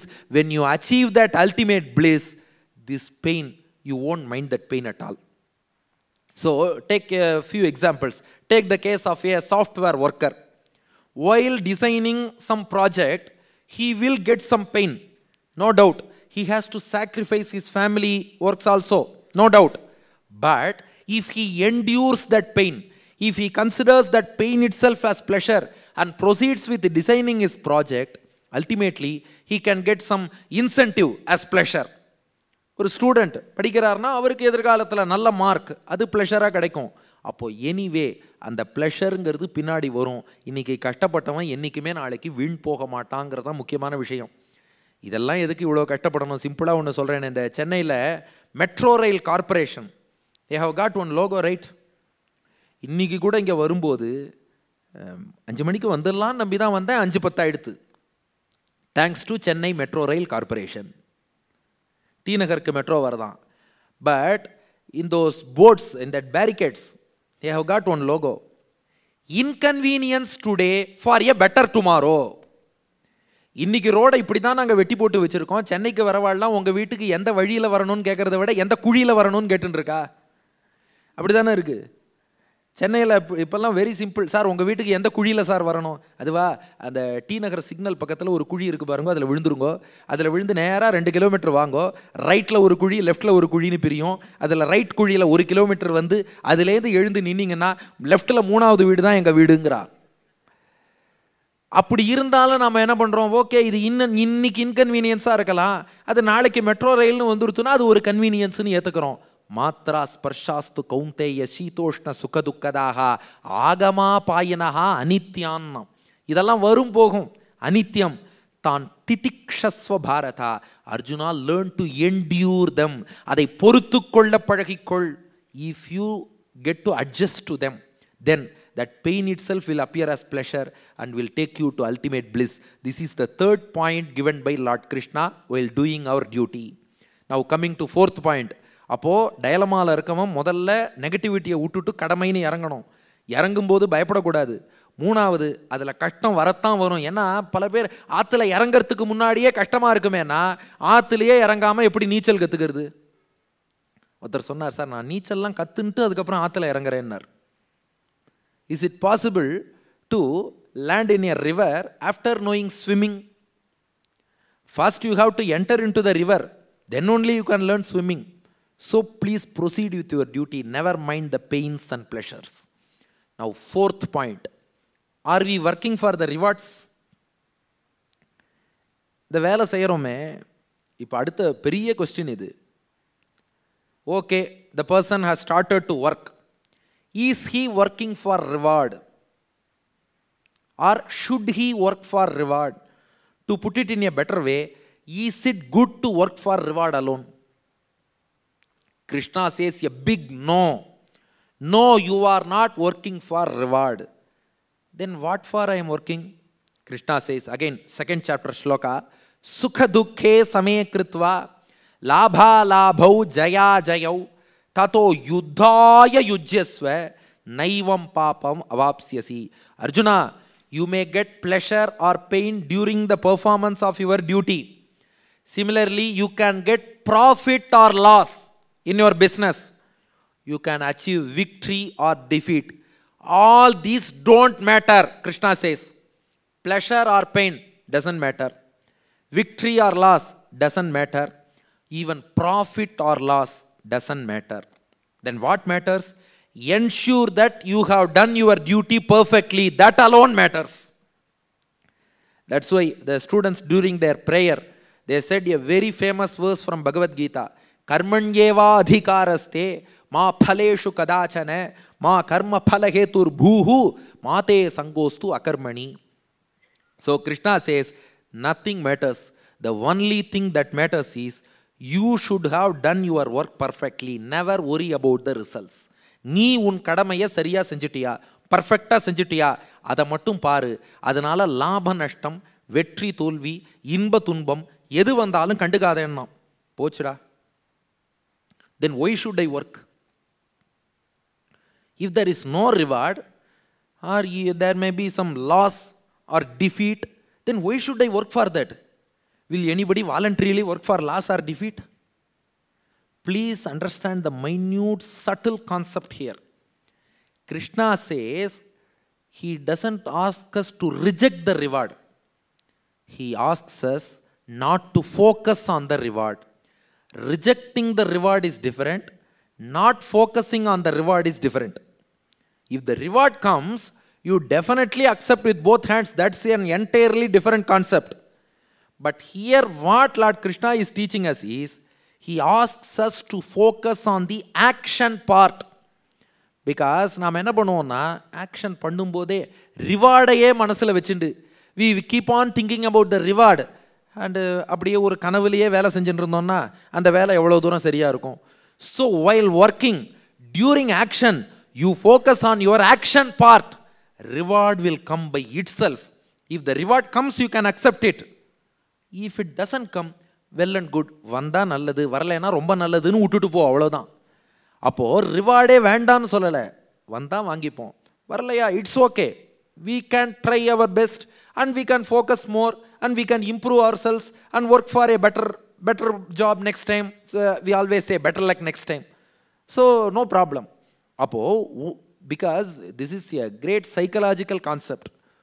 Only when we start attaching importance to the results more, only when we attach more importance to results, we get broken down, we get depressed, and then many attempt to suicide, they get stressed up, they take many wrong decisions. இதுக்கெல்லாம் என்ன காரணம்? ஒரு நல்ல நேர்மறையாக ஒரு work பண்ணுறோன்னா, நல்லா work பண்ணவர் எதுக்காக இப்படி தப்பான முடிவு எடுக்கணும்னா, அவர் ரிசல்ட்டில் மட்டும்தான் ஃபோக்கஸ் இருக்குது, நம்ம ஒர்க்கில் ஃபோக்கஸ் இல்லை. நம்ம ஒர்க்கில் ஃபோக்கஸ் பண்ணோன்னா நாம் வேலையை பர்ஃபெக்டாக செஞ்சோன்னு அந்த பர்ஃபெக்ஷன்னாலேயே ஒரு சாட்டிஸ்ஃபேக்ஷன் வரும். So Krishna advises us to derive satisfaction from the perfection in your work rather than the results. ஒரு எக்ஸாம்பிள் சொன்னால் நல்லா புரியும். Take the case of Mr. Prajnananda. He played very well. The whole nation appreciates him. If he has played well, no need to worry about the result. Whether it is gold medal or silver medal, அது அப்புறம். தங்கப்பதக்கமா வெள்ளி பதக்கமாங்கிறது முக்கியம் இல்லை. அவர் நல்லா சண்டை போட்டாரா இல்லையா, போராடினாரா இல்லையா, அவ்வளோ பெரிய கால்சன்னு பெரிய நார்வேலேருந்து அங்கேருந்து வந்தவருங்கிறா, 3 நாள் அவரை உட்கார வச்சு திணற வச்சாரா இல்லையா, அதுதானே நமக்கு முக்கியம். அப்போ நாம நம்ம பணியை சரியா செஞ்சுட்டோம்னு சொன்னால், நாம நம்ம பணியை செஞ்சதுனால ஒரு மன திருப்தி வருகிறது அல்லவா, இந்த திருப்திக்கு மேலே ரிசல்ட் மேலே அதிகமாக ஃபோக்கஸ் பண்ணாதே. இதுதான் கிருஷ்ணன் சொல்ல வருது. அப்போது ரிசல்ட்டையே டோட்டலாக விட்டுடுன்னு அர்த்தம் இல்லை. Don't worry about the results. Our focus should be on the action. அதை கரெக்டாக பண்ணால் ரிசல்ட் தானாக வரும். இது இன்றைக்கி அதுவும் ஸ்டூடெண்ட்ஸ் வந்ததுனால இந்த பாயிண்ட்டை கொஞ்சம் ஸ்ட்ரெஸ் பண்ணியே சொல்கிறேன். ஏன்னா இன்னி லைஃப்பில் ஸ்டூடெண்ட்ஸுக்கெல்லாம் என்ன ஆகிடுறதுன்னா, 1 மார்க்கு குறைஞ்சு போனால் அதில் அவ்வளோ டிப்ரெஷனுங்கிறா. நாங்கள்லாம் ஸ்கூலில் படிக்கும்போது டிப்ரெஷனுங்கிற வார்த்தையை கேள்வியே பட்டதில்லை. இன்றைக்கி கவர்மெண்ட்டில் என்ன பண்ணுறாங்க, எங்களை மாதிரி கவர்மெண்ட் டாக்டர்ஸ் எல்லாம் ஸ்கூலாக போய் பசங்களுக்கு டிப்ரெஷன் வராமல் இருக்க நீங்கள்லாம் போய் மோட்டிவேஷன் பேசிட்டு வாங்கோங்கிறா. இதெல்லாம் நாங்கள் எதுக்கு மோட்டிவேஷன் பேசணும்? பசங்களுக்கு இளமையில் விளையாடுற வயசு, அவளுக்கு எதுக்கு ப்ரெஷரே கொடுக்க வேண்டாமே, ஜாலியாக விளையாடலாம். அப்போ விளையாட்டுத்தனமாகவே இருந்துடலாமான்னு அப்படி இல்லை. சந்தோஷமாக இருந்து கொண்டு ஒர்க்லேயும் ஃபோக்கஸ்டாக இருந்தால் போதும். ஏன்னா நமக்கு ஒரு நம்பிக்கையும் செல்ஃப் கான்ஃபிடென்ஸும் இருக்கணும். நம்மால் சாதிக்க முடியும். இன்றைக்கி ஒரு இடத்துல விழுந்தாலும் அடுத்து திரும்ப ஒன்று வரப்போகிறது. அதான் கவிஞர் சொன்னாரே, பார்க்க தெரிந்தால் பாதை தெரியும், பார்த்து நடந்தால் பயணம் தொடரும், பயணம் தொடர்ந்தால் கதவு திறக்கும், கதவு திறந்தால் காட்சி கிடைக்கும், காட்சி கிடைத்தால் கவலை தீரும், கவலை தீர்ந்தால் வாழலாம், வாழ நினைத்தால் வாழலாம், வழியா இல்லை பூமியில் ஆழக்கடலும் சோலையாகும், ஆசை இருந்தால் நீந்தி வான்னா. அப்போ உலகத்தில் எவ்வளோ ஆப்ஷன் இருக்குது. ஒன்றில் விழுந்தா இன்னொன்று, எத்தனையோ கதவுகள் திறக்கும். ஆனால் நாம் அப்படி இல்லாமல் ஒரே ஒரு ரிசல்ட்டை ஃபோக்கஸ் பண்ணுறோம். +2 ரிசல்ட்னா அதுதான் லைஃப்ன்றோம். அந்த +2 ரிசல்ட் போச்சுன்னா அவ்வளோதான் நினைக்கிறோம். இல்லை, கிருஷ்ணன் சொல்கிறான், நீ எக்ஸாமில் ஃபோக்கஸ் பண்ணுன்னா. எக்ஸாம் நல்லா எழுதினோமா, அதுக்கு நல்லா படித்தோமா, அதனால ஒரு நாலேஜ் வந்திருக்குமே, அந்த நாலேஜ் தான் வாழ்க்கை முழுக்க நமக்கு இருக்கும். இந்த மார்க் இன்றைக்கி இருக்குது, அது காலேஜில் சீட் வாங்குற வரைக்கும் தான் +2 மார்க். பின்னாடி நீங்கள் ஒரு வேலைக்கு வந்ததுக்கப்புறம் உங்கள் +2 மார்க் என்னன்னு யாரும் கேட்க போகிறது இல்லை. ஆனால் நீங்கள் படித்த நாலேஜ் இருக்குது பாருங்க, அதுதான் வாழ்க்கையில் கடைசி வரைக்கும் துணை வரும். அப்போது focus on your action, not on the result. Even in Olympics they say the essential thing is not winning but to have fought well. That's what Krishna says. சுக துக்கே சமே கிருத்வா லாபாலாபௌ ஜயா ஜயௌ ததோ யுத்தாய யுஜ்யஸ்வ நைவம் பாபம் அவாப்ஸ்யசி. You do your work only for the sake of perfection in work and not for any other thing. If we develop this mentality, gaining satisfaction from perfection of work rather than gaining satisfaction from the result, we will never land up in depression, we will never go for wrong decisions, we will never commit suicide or all these unwanted things. So our conscience knows how far we have worked. So focus more on action than on the result. This is point number 4. Now, point number 5. Krishna gives another concept. 3 sacrifices while discharging our duty. While you are doing your duty, you should sacrifice 3 things. You see how step by step Lord Krishna constructs this. This is from 3rd chapter of Bagavad Gita. Now he first asks us to do our duty, focus. Second thing, leave fears. The third thing, you should endure the pain. Fourth thing, don't focus on result, focus on your action. Point number 5, sacrifice 3 things. What are those 3 things? Point number 1, Krishna says, Mayi sarvani karmani sanyasya adhyatma chetasa nirashir nirmamo bhutva yudhyasva vigatajvaraha. First thing, what you should sacrifice is, sacrifice the ego that I am the doer. The main problem is ego, நான். ஆண்டாள் திருப்பாவையில் சொன்னா, மார்கழி திங்கள் மதி நிறைந்த நன்னாளால். அது என்ன மார்கழி திங்கள்னா, நம்மெல்லாம் மார் தட்டின்ண்டே இருக்கோமா, நான் மார் தட்டுறோம். மார்கழி திங்கள், இந்த மார் தட்டும் அகங்காரம் என்னைக்கு கழியறதோ மதி நிறைந்த நன்னாள், அன்னைக்கு தான் ஞானம் நிறைந்த நன்னாள். மார்கழி திங்கள், மார்த்தட்டும் அகங்காரம் என்று கழிகிறதோ அன்றுதான் மதி என்ற ஞானம் நிறைந்த நன்னாள். So you leave the sense of I am the doer. Consider that Lord is the doer. He is using me as an instrument and doing this. So leave the sense of I. That is the first sacrifice. Sacrifice number 2, nirmamaha. Sacrifice the attachment that this is my work, my duty, mine.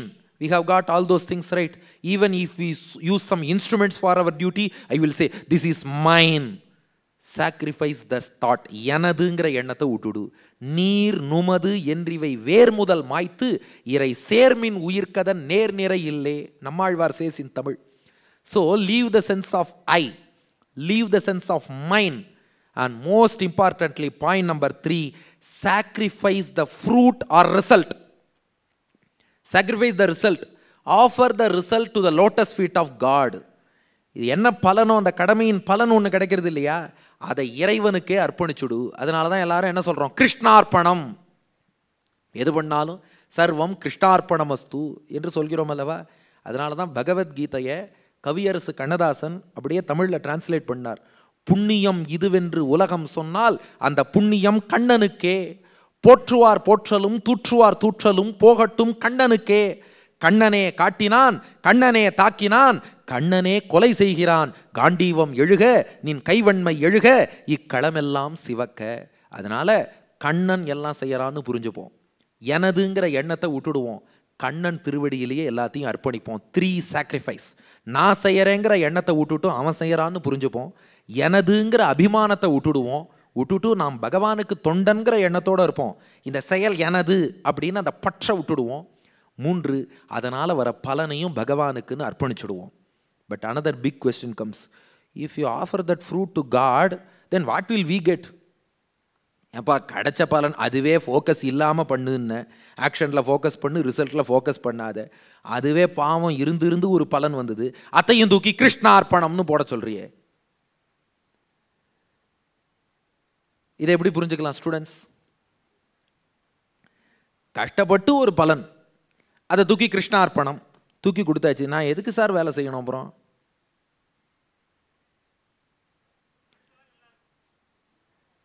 there is a thing, we have got a benefit there. Our ex-president Dr. APJ Abdul Kalam said, to aim low is a crime. கம்மியா aim பண்ணா தப்புன்னார், பெருசா aim பண்ணுன்னார். Krishnan சொல்ற விஷயம் என்னன்னா, இந்த கடமையை செய்யும் போது ஒரு வேர்ல்டுலி பெனிஃபிட், லௌகிக பெனிஃபிட் கிடைக்கும் இல்லையா, அதை பகவான்கிட்ட அர்ப்பணிக்க சொல்றான். எதுக்காகனா, சின்ன மீனை போட்டு பெரிய மீனை எடு. இந்த லௌகிக பெனிஃபிட்டை பகவானுக்கு அர்ப்பணிச்சோம்னா அதனால இன்னும் மென்டல் கிளாரிட்டி கிடைக்கும், பகவானுடைய அருள் கிடைக்கும், ஸ்பிரிச்சுவல் அட்வான்ஸ்மெண்ட் கிடைக்கும், செல்ஃப் ரியலைசேஷன் கிடைக்கும். You can move up and up and up in your life. அப்போ கிருஷ்ணன் அப்படியே விட்டுடுன்னு சொல்லல, சின்ன மீனை போட்டு பெரிய மீனை எடு. எதுக்கடா நீ சின்ன மீனுக்கு ஆசைப்படுற? So he doesn't ask us to leave everything, to leave every fruit. ஒரு கடமைன்னு ஒன்று செய்யும்போது உலகியல் பெனிஃபிட் ஒன்று கிடைக்கும், அதை பகவானுக்குன்னு அர்ப்பணிச்சிட்டோம்னா அவன் சந்தோஷப்படுவான். அவன் சந்தோஷப்பட்டு நமக்கு பெரிய பேரானந்தம். இப்போ இந்த கர்மயோகத்தை செய்வதால் ஒரு ஆத்ம ஞானம் கிடைக்கும், பகவானிடத்தில் பக்தி பிறக்கும். இப்படிப்பட்ட பெரிய பலன்லாம் இருக்கும்போது to aim low is a crime. சின்ன பெனிஃபிட்டில் கண்ணு வைக்காத, பெரிய ஆன்மீக பெனிஃபிட் உனக்கு காத்துன்னு இருக்கு. அதற்கான வழியாக இந்த கடமையை செய்யுங்கிறான். So 3 sacrifices. Sacrifice the sense of I, sacrifice the sense of mine, and sacrifice mundane, lowly, worldly fruit of the action, so that you will get a high spiritual great benefit in the form of blessing of God. This is point number 5. We are at 6:40 now. 20 more minutes remaining. Now coming to point number 6. While doing our duty, Lord Krishna says we should be a role model for others. Krishna says in the 3rd chapter of Gita, Loka sangrahamevapi sampashyan kartumarghasi. Because since we don't expect rewards, even if it comes, we say Krishnarpanamastu. Then can we do our duty in whatever way we want? This question will come. We are offering everything to Bhagavan. So can we do it in whatever way we want? No. Krishna says, you should do it in such a way that others should consider you as a role model, others should emulate you. நம்மளை பார்த்து இன்னும் 4 பேர் அவர் எவ்வளவு அழகா கடமையை செய்யறார், இது போல நாமும் செய்யணும்னு மத்தவா நினைக்கணும். Likewise, you should do it with full dedication, determination, perseverance, sincerity, conviction and what not. So please keep in mind that though we don't expect results, we may submit the results to the Lord, but the work should be discharged in the most perfect and sincere manner possible, and we should be a role model so that others should emulate us while discharging our duties. This is point number 6 given by Lord Krishna. Point number 7. This is a very important concept in Gita. This comes in 4th chapter. Krishna says, have your job. Everybody of us, we are working in some firm or a company or a bank or institution, anything. You are having a job. Krishna says, consider your job itself as an accessory to your daily worship of Lord. Your job, your worldly job, laukika vela paakurome, adai iraivanukku seyyum poojayin ஒரு அங்கமாக ஆக்கிக் கொள்ளுங்கறான். நீ பாட்டுக்கு அடிச்சு விடுற, உலகியல்ல பார்க்குற வேலையை பூஜைக்கு அங்கம்னு எங்க சொல்லியிருக்கு? Ramanuja says this in Gita Bhashyam 1000 years ago. See how long-sighted Bagavad Ramanuja is. He says, Laukikani, Sharira Dharanarthani, Vaidikani, Nitya Naimittikani cha Karmani. In his commentary to Bhagavad Gita, Ramanuja says, you are all endowed in some job. It may be a Laukika job, but do it with sincerity in such a way that it is an accessory to the daily worship, daily puja of Lord, which you do every day in your homes. That is said by Lord Krishna in 4th chapter, Brahmarpanam, Brahmahavihi, Brahmagnau, Brahmanahutam, Brahmaivatena Gantavyam, Brahma Karma Samadhina. This is an excellent shloka. Lord Krishna says, a person who is working, he should consider his instruments as body of Lord, because God is everywhere as the soul of everything. Udal misai uyirena karandengum parandulan. Everything is the body of Lord. Jagat sarvam shariram te, yasya prithvi shariram, yasya tejas shariram, yasya tamas shariram, yasya atma shariram. Everything is the body of Lord. So our instruments should be considered as body of the Lord. So the worker, he should see his instruments in such a way that God is living, dwelling within this instrument. He should see his instruments and investments also. Investments as body of Lord. He should see his clients as body of Lord. He should see God within his clients. And he should see God within himself also. God is having this Jivatma as his body and dwelling within Jivatma also. So, a person who is discharging his duty, he should consider himself, his clients, his instruments, investments, everything as the property of Lord or as the body of Lord. Now just imagine how will the quality of execution and quality of service improve if each person develops this kind of mindset. Take the case of a doctor. He sees God within his stethoscope. He sees God within his clinic. He sees God within his patient. He sees God within himself. Now look at the way how medicine will improve. If the doctor treats only for fees, then we will know how the treatment will be. Rather than focusing on fees, now the doctor thinks, God is there within my patient. When I treat this patient and cure him, God within him gets pleased. The pleasure of God is my greatest benefit. So let me treat him. Fees will come automatically, no doubt. If patient gets cured, fees will come. At the same time, the quality of medicine will improve. Rather than doing many debates on generic drugs or branded drugs, everything, implement this formula of Bhagavad Gita. Patient kulliyum Bhagavan rakan, doctor kulliyum Bhagavan rakan, stethoscope liyum Bhagavan rakan, prescription pad liyum Bhagavan rakan, clinicum Bhagavanudaiya kovil. Adhan solra illiya seyyum tholile deivamnu.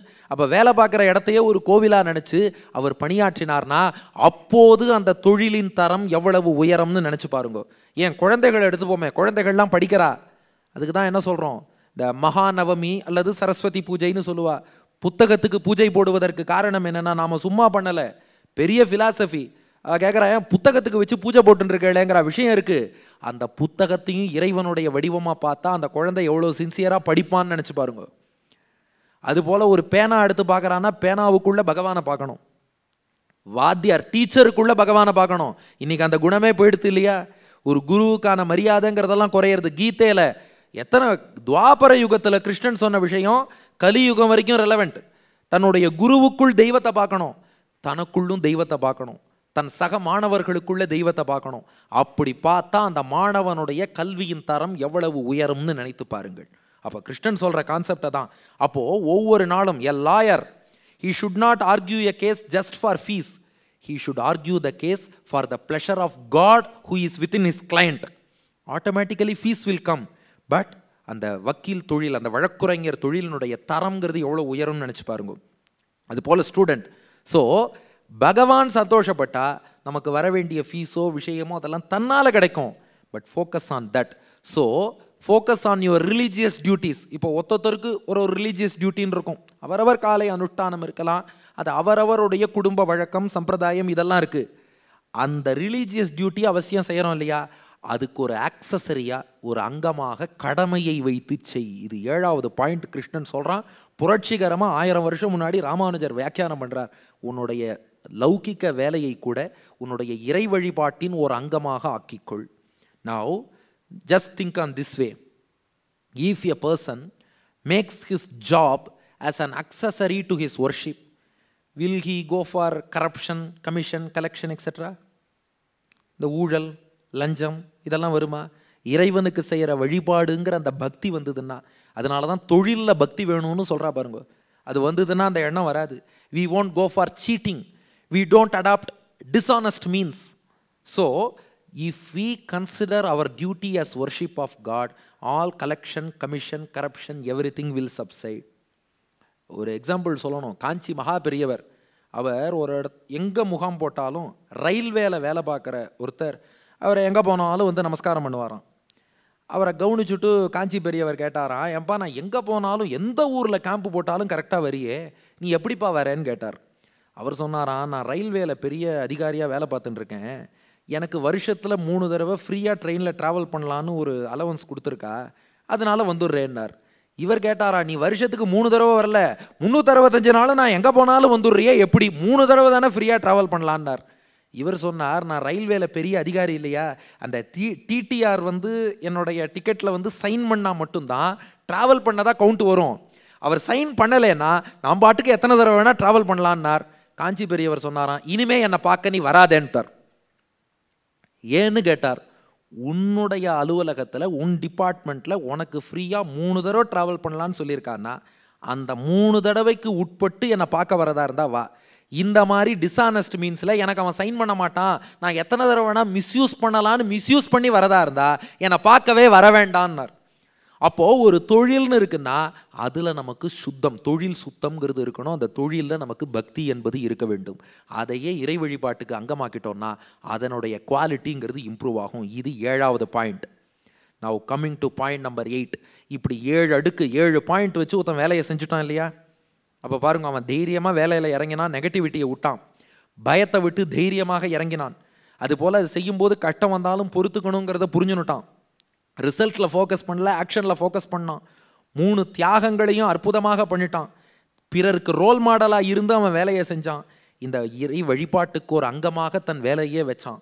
இப்போ 8வது point, இவன் எத்தகைய நிலையை அடைவான்னா கிருஷ்ணன் சொன்னான். 5th chapter of Gita, Lord Krishna says, he is a sannyasi. சன்னியாசினா நம்ம என்ன நினச்சிட்டு இருக்கோம்? வீட்டை விட்டுட்டு குடும்பத்தை விட்டுட்டு காவி கட்டிண்டு கையில் தண்டம் ஏந்தி கொண்டு காட்டில் போய் உட்கார்றவர். கிருஷ்ணா சேஸ், ஞேயஸ்ஸ நித்ய சந்நியாசி யோன துவேஷ்டி ந காங்க்ஷதி நிர்த்வந்த்வோஹி மகாபாஹோ சுகம் பந்தாத் பிரமுச்சியதே. Krishna says, if a person is doing his duty in this way without preference or prejudice, though he may be with us, he should be considered as yogi or sannyasi. Krishna considers him as sannyasi. அதுக்கு மேலே வேற யார் அப்பீலே கிடையாது. கிருஷ்ணனே சொல்லிட்டான். நாம ஒத்துக்கிறது ஒத்துக்காதது அப்புறம். அப்போது அவர் இல்லறத்தில் இருக்கார், ஹவுஸ் ஹோல்டர், நம்மளை போலவே வேலைக்கு போகிறார், கார்த்தால 9 மணிக்கு ஆஃபீஸ் போகிறார், 5 மணிக்கு திரும்ப வீட்டுக்கு வரார். அவருக்கு ஒரு குடும்பம் இருக்குது, குழந்தை இருக்குது, குடும்பத்துக்காகவும் உழைக்கிறார், சம்பாதிக்கிறார். ஆனாலும் அவர் ஒரு சன்னியாசிங்கிறான் Krishnan. He need not be in saffron robes. He need not leave his family. He need not go to forest. When a person, he discharges his duty in this way without preference or prejudice, he sticks to his duty. ஏதாவது கடமையின் பலனை துறக்கிறதோட பெரிய தியாகம் உண்டா? அதோட பெரிய தியாகம் உண்டா? அதை பகவானுக்கு அர்ப்பணிச்சுட்டு அந்த எதுவுமே முக்கியம் இல்லை, என் கடமை சரியாக நடக்கணும்னு ஒருத்தன் ஒர்க் பண்ணிட்டுருக்கான்னா அவனை விட பெரிய சன்னியாசி உண்டான்னு கேட்டான் கிருஷ்ணன். அதனால தான் ராமகிருஷ்ண பரமஹம்சர் சொன்னாராம், கீதாவோட சாரம் என்னன்னு கேட்டாலாம். ராமகிருஷ்ண பரமஹம்சர் சொன்னாராம், கீதா கீதானே சொல்லுன்னார். சொல்லி பாருங்க குழந்தைகள்லாம். கீதா கீதா கீதா கீதாகி தியாகி தியாகி தியாகி தியாகி தியாகி தியாகி தியாகின்னு வருமா. தியாகியாக ஆகு, உன் கடமையின் பலன்களை தியாகம் பண்ணி நீ தியாகியாக ஆகு. அதுதான் கீதா கீதா கீதா சொல்ல சொல்ல கீதா கீதா கீதா கீதாகி தியாகி என்று வந்துவிடும். அவன் தான் சிறந்த சன்னியாசி. அப்படிப்பட்டவன் என்னாரான்னா, with God's grace by performance of his duty he attains self realisation. ஆத்மாவுடைய அந்த ஜீவாத்மாவுடைய தன்மை என்ன? நான் இந்த உடம்பு கிடையாது, I am individual soul, I am ஜீவாத்மா. அதை புரிஞ்சுக்கிறான். மற்றவா ஒத்தொத்தரையும் இண்டிவிஜுவல் சோல்ஸ்னு பார்க்க ஆரம்பிக்கிறான். இந்த உயரம் குள்ளம், கருப்பு சிவப்பு, வேண்டியவன் வேண்டாதவன், படித்தவன் படிக்காதவன், இந்த ஏற்றத்தாழ்வெல்லாம் எப்போ வரும்? உடம்பை பார்த்தா தான் வரும். இந்த உடம்பை விட்டுட்டு நானும் ஒரு ஜீவாத்மா, அவரும் ஒரு ஜீவாத்மா, எல்லா ஜீவாத்மாக்களும் அணுமாத்திரமாக இருக்கிறார்கள், எல்லா ஜீவாத்மாவும் ஞானம் ஆனந்தமே வடிவெடுத்து இருக்கிறார்கள், அத்தனை ஜீவாத்மாக்களும் பகவானுடைய கட்டுப்பாட்டில் இருக்கிறார்கள். இதில் ஜீவாத்மாவுக்கு ஏதாவது நீங்கள் டிஃப்ரென்ஸ் சொல்ல முடியுமா? இந்த ஜீவாத்மா கருப்பாக இருக்கும், அது சிவப்பாக இருக்கும், இவன் இந்த குலம், அவன் அந்த கோத்திரம், ஒன்றுமே கிடையாது. அப்போ ஜீவாத்மான்னு இவன் பார்க்க தொடங்கும் போது என்ன ஆகிறானா, வித்யா வினய சம்பன்னே பிராமணே கவிஹஸ்தினி சுனி சைவ ஸ்வபாகேச்ச பண்டிதா சமதர்ஷினஹா. He views everybody equal, be it a pandit or a normal human being or a cow or an elephant or a dog or even a sinner. அவனுக்கு உள்ள தெரியறதெல்லாம் ஜீவாத்மா தான். அப்போ ஜீவாத்மானு மட்டும் பார்க்குறான். அப்போது எல்லாரையும் சமமாக பார்க்குறான். நம்மை போலவே பிறரை பார்க்க தொடங்கிட்டோன்னா அதுக்கப்புறம் ஒருத்தருக்கு ஸ்பெஷல் ப்ரிஃபரன்ஸ் கொடுப்போமா? அதுக்கப்புறம் ஒருத்தரை வெறுப்போமா? யாரையாவது வெறுக்கணும்னு தோணுமா? நம்மளை பார்க்குற மாதிரி தானே மற்றவரை பார்க்குறோம். இந்த ஸ்டேஜுக்கு கர்மயோகம் நம்மை கொண்டு வந்து சேர்க்கும். இவ்வளோ நேரம் 7 பாயிண்ட் சொன்னோம் இல்லையா, அந்த 7 பாயிண்ட்டுக்கு தான் கர்மயோகம் என்று பெயர். நம்ம டியூட்டியை நாம் பகவானுக்கு அர்ப்பணித்து இறைவனுக்கு செய்கிற பூஜையா, பலனில் ஆசை இல்லாமல். அதை தான் ஒரே வரியில் சொல்லுவா, கடமையை செய் பலனை எதிர்பார்க்காதே. இதை 7 பாயிண்ட்ஸில் செய்யறதுக்கு கர்மயோகம்னு பேர். இந்த கர்மயோகத்தை பண்ணி பண்ணி அட்வான்ஸ் ஆனான்னா அவனுக்கு ஞான யோகம் என்பது கைகூடி ஆத்மாவின் அனுபவம் என்பது கிட்டி, அப்போ எல்லாரையும் ஜீவாத்மாக்கள்னு பார்க்க தொடங்குறான். அப்போ அவனுடைய பார்வை என்பது விரிவடைகிறது. அப்போ ஆத்மானு பார்க்க ஆரம்பிச்சுட்டான்னா இப்போ அந்த கான்ஃப்ளிக்ட் வருமானு யோசிச்சு பாருங்க. Back to that start beginning scene. இது என்ன, இது படம் முடிக்கிற நேரத்தில் ஓப்பனிங் சீனை போடுறேங்கிற. First scene, we are all Arjunas, our minds are Kurukshetra, positive thoughts on one side, Pandava army, negative thoughts, Kaurava army on the other side. We are in a fix, whether to move, whether to act, what should we do? We are in a fix. Now think, we have done our duty properly, we have advanced this much, we have attained the stage of self-realization. At this stage, our mental conflict comes to an end. The question, whether to go with positive thoughts or not, whether to act or not, all these come to an end, because with this wisdom and mental clarity, because of our karma yogam, your thoughts, words and deeds become stronger and sharper. Your actions, they become more productive and more innovative. The work executed by such a person with clarity of mind will fetch far better results. இன்னைக்கு ஒரு கம்பெனியில் work பண்ணுறா, management ட்ரைனிங்னு சொல்கிறா, நல்ல better results வேணுங்கிறா. இந்த mind செட்டை ஒருத்தனுக்கு கொடுத்துட்டோம்னா அவனுடைய ஒர்க்கில் பாருங்க தெளிவு இருக்கு இல்லையா. ஏன்னா கீதை சொல்கிற பெரிய விஷயமே தான். நம்ம எப்போதுமே டென்ஷனாகவே யோசிக்கிறோம். டென்ஷனோடு யோசித்தோன்னா என்றைக்குமே பதில் கிடைக்காது. கொஞ்சம் மைண்டை ரிலாக்ஸ் பண்ணிட்டு மனசு தெளிவாகணும். மனசு தெளிவாகணும்னா கடமையை செய்யணும். கடமையை செஞ்சு பலனை பகவானுக்கு அர்ப்பணித்தா மனசு தெளிவாகும். தெளிஞ்ச மனசில் தானாக எல்லாம் புரியும். Appo productivity will increase, quality of execution will improve. Overall, it will be very, very good for the society. This is point number 8. This Karma Yogam takes you to that kind of a self-realization. And then 2 more points, 9 and 10. Point number 9 is Krishna advises us to do meditation, because to develop focus, we are speaking about focus right from the beginning. To develop focus, Krishna says meditation in the 6th chapter of Gita. Shuchau deshe pratisthapya sthiram asanam atmanaha natyuchritam natinicham chelajina kushottaram. In a clean place, establish a firm seat which is neither too high nor too low. Cover it with silk cloth or deer skin or grass. And then tatraikagram manahkritva yata chittendriya kriyaha upavishya asane yunjyat yogam atma vishuddhaye. Now, restrain thoughts and other activities and focus the mind on meditating on Lord. Then, samam kaya shirogrivam dharayan achalam sthiram samprekshya nasikagram swam dishascha anavalokayan. Holding the trunk, neck and head steady, erect in a straight line. Focus your attention on the tip of the nose without looking around. Finally, prashantatma vigata bhihi brahmachari vrate sthitaha manas sanyamya machittaha yukta asita matparaha. With serene and fearless mind, one should meditate on the Lord. So, in a clean place, ஒரு சுத்தமான இடத்துல ரொம்ப உயரமாகவும் இல்லாமல் ரொம்ப கீழையும் இல்லாமல் சமமான அளவில் ஒரு ஆசனத்தை போட்டுக்கணும். அந்த சேரில் மற்ற எண்ணங்கள் எதுவுமே இல்லாமல் மனசை அப்படி ஃபோக்கஸ் பண்ணி வைத்துக்கொண்டு ஒரு தம்முடைய கழுத்து, தலை, உடல் எல்லாத்தையும் நேராக எரெக்டாக மேலே தூக்கி நிறுத்தி வைத்துக்கொண்டு அமைதியான பயமில்லாத மனத்தோடு மூக்கு நுனியில் கட்டை விரல் அளவுக்கு இறைவன் இருப்பதாக கருதி தியானம் பண்ணணுமா? அது ஒருத்தர் கேட்டார், யார் மூக்கு நுனியன்னார். நம்ம மூக்கு நுனி தான். ஏன்னா எதிர்த்தாப்பில் யாரையாவது ஒருத்தரை உட்கார வச்சு அவர் மூக்கு நுனியை தியானம் பண்ணிட போகிறார். நம்ம மூக்கு நுனிக்கு நேர கட்டை விரல் அளவு வடிவத்தோடு பகவான் இருப்பதாக தியானம் பண்ண வேண்டும். Even for a few minutes, if you meditate for a few minutes every day, it will be very very very good for your physical, mental, importantly spiritual well-being. This meditation for focus, this is mentioned by Lord Krishna in Bhagavad Gita in 6th chapter. Now, coming to the final point, 7 o'clock aayiduthu. Final point, point number 10. The most important thing in Bhagavad Gita is devotion to Lord. Krishna discusses this in chapters 7 to 12. Because in Gita, first 6 chapters focus on Karma Yoga along with Jnana Yoga. 7 to 12, Bhakti Yoga. 13 to 18, question answer format. We are also going to have it next.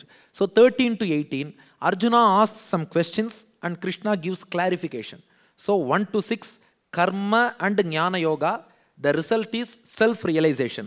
7 to 12, Bhakti Yoga, result is attainment of God.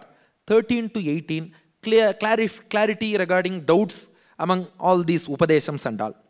Now, the 10th one, most important concept is devotion to God. அதுவும் சின்ன வயசுலேயே அந்த இறைவனிடத்தில் பக்திங்கிறத நாம் வளர்த்துக்கணும். அது கீதையில் கண்ணபிரான் ரொம்ப வலியுறுத்துறான்.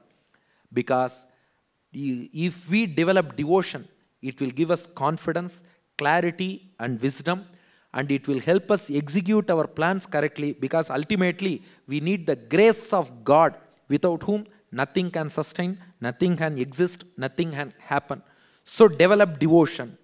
So regarding devotion, some important aspects from Gita. The point number 10 குள்ளேயே இதெல்லாம் பார்த்துருவோம். First thing, devotionங்கிறீங்க. கடவுளை நான் எப்படி அப்ரோச் பண்ணுறது? How can I approach God? God may be there in some kingdom, his eternal kingdom. How can I approach him? Or God is everywhere, that is another thing. How can I realize? How can I worship God? Krishna shows the way in 4th chapter. Ye yatha mam prapadyante tangs tathaiva bhajamyaham mama vartmanu vartante manushya partha sarvashaha. Krishna says, don't go in search of God anywhere else. In whatever manner my devotees think of me, The God himself says, in whatever manner my devotees think of me, in whatever form they surrender to me, I favor them and reveal myself to them in the form of their choice. Ye yathamam prapadyante tangs tathaiva bajamyaham.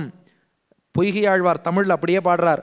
தமருகந்தது எவ்வுருவம் அவ்வுருவம் தானே, தமருகந்தது எப்பேர் மற்ற பேர். நம்மாழ்வார் ஒருபடி மேலே போனார். தஞ்சமாகிய தந்தை தாயோடு தானுமாயவை அல்லனாய் எஞ்சலில் அமரர் குலமுதர் மூவர் தம்முள்ளும் ஆதியை அஞ்சி நீர் உலகத்துள்ளீர்கள் அவன் இவன் என்று கூழேன்மின் நெஞ்சினால் நினைப்பான் எவன் அவனாகும் நீழ்கடல் வண்ணனே. உங்கள் நெஞ்சிலே எது பகவானுடைய வடிவம்னு நினைக்கிறீர்களோ அந்த வடிவத்தில் வந்து இறைவன் உங்களுக்கு தரிசனம் தருவான். Krishna says, in whatever manner my devotees think of me and resort to me, I favor them and reveal myself to them in the form of their choice. All those devotees who are intent on attaining me will certainly experience me with their own sense organs and eyes in every way they desire. நீங்கள் விரும்பும்படி உங்கள் கண்களால் அனுபவிக்கும்படி இறைவன் உங்கள் கண்ணெதிரே வருவான். ஒரு உதாரணம், ராமானுஜருடைய வாழ்க்கையிலே நடந்த ஒரு சம்பவம். ஸ்ரீரங்கத்தில் காவிரி ஆற்று மணலில் சின்ன பசங்கள்லாம் என்ன பண்ணா, ஒரு கல் எடுத்து வச்சு இதுதான் ரங்கநாதன் அப்படின்னு சொல்லி அந்த பெருமாளுக்கு சின்ன பசங்கள்லாம் உற்சவம் கொண்டாடினார்கள். பிரசாதம் நிவேதனம் பண்ணணும். என்ன பண்ணால் மண் உருண்டையெல்லாம் எடுத்து, ஆற்று மணல்லேருந்து மணல் உருண்டையை எடுத்து பிரசாதம்னு நிவேதனம் பண்ணுறார். இந்த காட்சியை அந்த பக்கமாக போன ராமானுஜர் அப்படியே உருகி பார்த்தாராம். சின்ன வயசில் குழந்தைகளுக்கு எவ்வளோ பக்தி, வேற ஏதோ விளையாட்டுன்னு போகாமல் இந்த வயசில் பகவானுக்கு பூஜை பண்ணுறதே, ஒரு கல் எடுத்து வச்சு ரங்கநாதன்னு சொல்லி பூஜை பண்ணுறதேன்னு பார்த்தார். அந்த மண்ணுருண்டைய பிரசாதமாக நிவேதனம் பண்ணிட்டு அந்த பிரசாதத்தை டிஸ்ட்ரிபியூட் பண்ணுறா, விநியோகம் பண்ணுறா. அப்போது ராமானுஜர் பார்த்தாராம், மகா பிரசாதம்னு இவர் போனார், தன்னுடைய பிக்ஷை பாத்திரத்தில் மண்ணுருண்டையை வாங்கிட்டாராம். கூட இருந்த சீடர்கள்லாம் கேட்டாலாம், என்ன சுவாமி நீங்கள் பெரிய வேதாந்தி ஞானி அது இதுங்கிறா, நீங்கள் பாட்டுக்கு மண்ணுருண்டையை வாங்கிக்கிறீங்களே. ராமானுஜர் சொன்னாராம், கீதையில் பகவான் சொல்லியிருக்கான், ஏ யதாமாம் பிரபத்யந்தே தாங்ஸ் ததைவ பஜாமியகம்னு. இந்த சின்ன பசங்க பிஞ்சு மனசுல பக்தியோடு இந்த கல்லுக்குள்ள ரங்கநாதன் இருக்கான்னு நம்பி பூஜை பண்றானா, அந்த கல்லுல ரங்கநாதன் இருப்பானா மாட்டானான்னு கேட்டார் ராமானுஜர். நிச்சயமாக இருப்பான்னு சொன்னார்கள். நீங்களும் போய் பிரசாதம் வாங்கிக்கோங்கன்னார். அப்போ we can worship God in deity form in our own homes with his full potency, with his full powers. God is ready to dwell in every one of our homes. நம்ம ஒத்தொத்தர் இல்லத்துக்கும் தன் முழு சக்தியோடு விக்கிரக வடிவிலோ சாலக்கிராம வடிவிலோ ஒரு படத்தின் வடிவிலோ ஏதோ ஒரு வடிவில் நீங்கள் எப்படி வழிபடுகிறீர்களோ அந்த வடிவில் வந்து அனுகிரகம் பண்ண இறைவன் காத்திருக்கிறான். அதனால நீங்கள் இறைவனை அங்கே இங்கேன்னு தேட வேண்டாம், நீங்கள் விரும்பும் வடிவில் இறைவன் காட்சி தருவான்னு இறைவனை பக்கத்தில் கொண்டு வந்து நிறுத்துகிறது பகவத்கீதை. செகண்ட் பாயிண்ட் டிவோஷனில், இது வந்து சப் பாயிண்ட், பாயிண்ட் நம்பர் 10. அதில் ஒன்று, இறைவனை எப்படி ரெசார்ட் பண்ணலாம். Okay, how can I please him? He is the lord of the universe. How can I please him? Krishna says it is very simple. In 9th chapter, Krishna says, Patram, Pushpam, Phalam, Toyam, Yome Bhaktya Prayachati, Tadaham Bhaktyupakritam, Ashnami Prayatatmanaha. You need not offer bombastic things and all to God. Brahmandamala onnu vendam. With true love and true devotion, unmayana anbodu bhaktiyodu, easily gettable leaf like a tulasi leaf or any flower or any fruit, if they are not available, just water, flower, leaf, fruit or water, if you offer it with devotion, God will accept it happily and wholeheartedly. அதுலயும் ராமானுஜருடைய பாஷ்யம், மனோரதபத தூரவர்த்தி பிரியம் பிராப்யேவ அஷ்னாமி. Ramanuja chase, பகவான் சொல்றானா, ரொம்ப நாளா ஏங்கின்னு இருந்தவன் ஒரு பொருள் கிடைச்சா எவ்வளோ சந்தோஷப்படுவானோ அது போல் என் பக்தன் கையால் ஒன்று கிடைச்சா நான் சந்தோஷப்படுவேங்கிறான் Bhagavan. So pleasing him is very simple and easy. Then point number 3 in devotion, does god show any discrimination among his devotees? No, Krishna says, Samoham sarvabhuteshu nadveshyosti name priyaha ye bhajanti tu mam bhaktya mayite teshu chapyaham. Krishna says, I am the same to all beings. I don't disregard anyone based on birth or caste or creed or form or character, consciousness, status, etc. Nor do I accept anyone based on birth or status. Krishna says, அன்போடு யார் வந்தாலும், எக்குலத்தவர், எவ்வளவு படித்தவர், படிக்காதவர், ஏழை, பணக்காரர், அன்போடு யார் வந்தாலும் இறைவன் ஏற்பான். And how to develop this devotion? Now we say devotion is important. How to develop? Lord Krishna gives another tips. Chapter 10. Macchitta madgata pranaha bodhayantah parasparam kathayantascha mam nityam tushyanti cha ramanti cha. The best way to develop devotion is being focused on Him, consider Him as life. Devotees should share their personal devotional experience with each other and share stories about God's leelas with each other. அதாவது ஒருத்தர் பகவானுடைய கதைகளை பேசிக்கொள்ள வேண்டும். சத்சங்கம்னு ஈடுபட்டு இறைவனுடைய அனுபவங்கள், இறைவனுடைய சரித்திரங்கள், இதை நாம் ஒருத்தருக்கு ஒருத்தர் உரையாட வேண்டும், பேச வேண்டும். Both the speakers and the listeners derive happiness from this. சொல்றவருக்கு சொல்லும்போது ஆனந்தம், கேட்பவருக்கு கேட்கும்போது ஆனந்தம். இப்படி கூடி இருந்து ஒரு அனுபவமாக, இப்போ மைண்ட்ஃபுல் இன்சைட்ஸ், அதுக்கு தான் நமக்கு ஒரு ஆப்பர்ச்சுனிட்டி ஏற்படுத்தி கொடுக்குறா பாருங்க. இந்த மாதிரி பகவானுடைய ஒரு புகழை ஒருத்தர் சொல்ல, இன்னொருத்தர் கேட்க, திரும்ப அவர் சொல்ல, இவர் கேட்க, இப்படி இறைவனை பற்றி அதிகம் கேட்டு கேட்டு மகிழ்ந்து கொண்டே இருந்தால் இந்த பக்தி என்பது வளரும். இதை தவிர இன்னும் நிறைய டிப்ஸ் கிருஷ்ணன் கொடுத்தாலும் இது ரொம்ப முக்கியமான டிப்ஸாக கொடுத்து ஃபைனலாக in 18th chapter Lord Krishna says the doctrine of surrender. 18th chapter 66th shloka sarvadharman parityajya mamekam sharanam vraja aham tva sarvapapebhyo mokshayishyami mashuchaha. The meaning is realizing that none of our efforts can make us attain God. Of course we take efforts, but they won't suffice to attain God. Realizing that we should realize that God alone is the means to attain Him. We should surrender wholeheartedly to Him. God alone is the means to attain Him. Just think of it. We say Chin Mudra. This is Chin Mudra, Jnana Mudra, Upadesha Mudra, right? Please try. இந்த கட்டை விரலை மட்டும் மேலே தூக்கி பாருங்க. ஆள்காட்டி விரலையே நகர்த்தாம கட்டை விரலை மட்டும் மேலே தூக்குங்க. இது வரவே வராது. கட்டை விரலை நகர்த்தாம ஆள்காட்டி விரலை மட்டும் கீழே இறக்குங்க. வந்துருத்து. இது ஜீவாத்மா, இது இதுக்கு நிறைய வேற விளக்கம் இருக்குது. ஏன்னா இதை சொன்னால் உடனே இதுக்கு அப்படி ஒரு விளக்கம் இருக்கேன்னு கேட்டுடுவா. இது பல விளக்கங்களில் இது ஒன்று. அதாவது இது ஜீவாத்மா, இது பரமாத்மா. ஜீவாத்மா எவ்வளோ ட்ரை பண்ணாலும் பரமாத்மாவை போய் தொட முடியாது. பரமாத்மா இறங்கி வந்து அனுகிரகம் பண்ணா மட்டும்தான் உண்டு. அதனால தான் ஆச்சாரியர்கள்லாம் பார்த்தா இப்படியே இருக்கா பாருங்க. ஆச்சாரியர்கள் திருமேனியெல்லாம் சேவிச்சா இப்படியே இருப்பார்கள். அவன் நமக்கு என்ன சொல்கிறான்னா, நீ என்ன ட்ரை பண்ணாலும் முடியாது, அவன் அனுகிரகம் பண்ணா தான் முடியும், அதை புரிஞ்சுக்கோ. அதைத்தான் ஆச்சாரியர்கள் நமக்கு உணர்த்துகிறார்கள். அதனால் realising that none of our efforts can make us attain god, we should realize that God alone is the means to attain Him. நீங்கள் மெட்ராஸ்லேருந்து மதுரை போகணும்னா உங்களுக்கு டெஸ்டினேஷன் மதுரை. அதுக்கு சாதனம் உங்களுக்கு மீன்ஸ் என்னென்னா காராக இருக்கலாம், ட்ரெயினாக இருக்கலாம், ஃப்ளைட்டாக இருக்கலாம். ஆனால் கடவுளை பொறுத்த வரைக்கும் டெஸ்டினேஷனும் அவர் தான், மீன்ஸும் அவர் தான். So surrender to him. He will deliver us from all our sins and grant us ultimate liberation. That is, rendering divine service to Him in His abode. That we will be blessed by God. This surrender concept, Krishna says.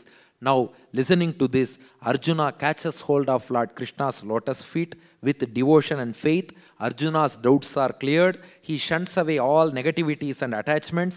He develops focus. He pursues with his duty of fighting for dharma. He aligns with Pandava army, fights against Kaurava army. With Krishna's grace, he attains victory. So, the same formula, 10-point formula, applies for each Jivatma who is Arjuna. Point number 1, remove your attachment to negativity. Point number 2, boldly and sincerely do your duty. Point number 3, accept pains as pleasure during your duty. 4, never mind about results, focus on the action part. 5, do 3 sacrifices, I, mine and result during the duty. 6, be a role model for others. 7, have your duty itself as accessory to daily worship of Lord. 8. If a person does so, he is a sannyasi, he attains self-realization. 9. Meditation gives us better focus. And finally 10, with devotion and surrender to Lord, we can attain victory. So take up everyday life. You can be a doctor or an engineer or a lawyer or a student or a teacher, auditor or scientist. We are Arjunas. Our minds are Kurukshetras. Positive thoughts, negative thoughts clash with each other, and we encounter mental wars and land up in depression, confusion, stress, tension, dilemma, etc. When we adopt this 10-point formula, just like Arjuna's doubts were cleared, our doubts get cleared. Arjuna developed focus. We too develop focus. Arjuna shunned all negativities and proceeded. We also shun all negativities. He caught hold of Krishna's lotus feet. We also catch Lord's lotus feet with devotion and faith. Arjuna pursued his duty. We also pursue our duty, whatever job it is. Finally, with God's grace, Arjuna attained victory in the 18-day battle of Mahabharata. We attain victory in the battle called life, which is even more greater than Mahabharata. We can attain such victory if we follow the points prescribed by Lord Krishna in Bhagavad Gita. So, with the great arrangements from Mindful Insights, with all your supports and with Vani Mahal, their management's support, what we know today is Gita for daily life. Like Arjuna, we are moving. This is a transition from a confused state of mind.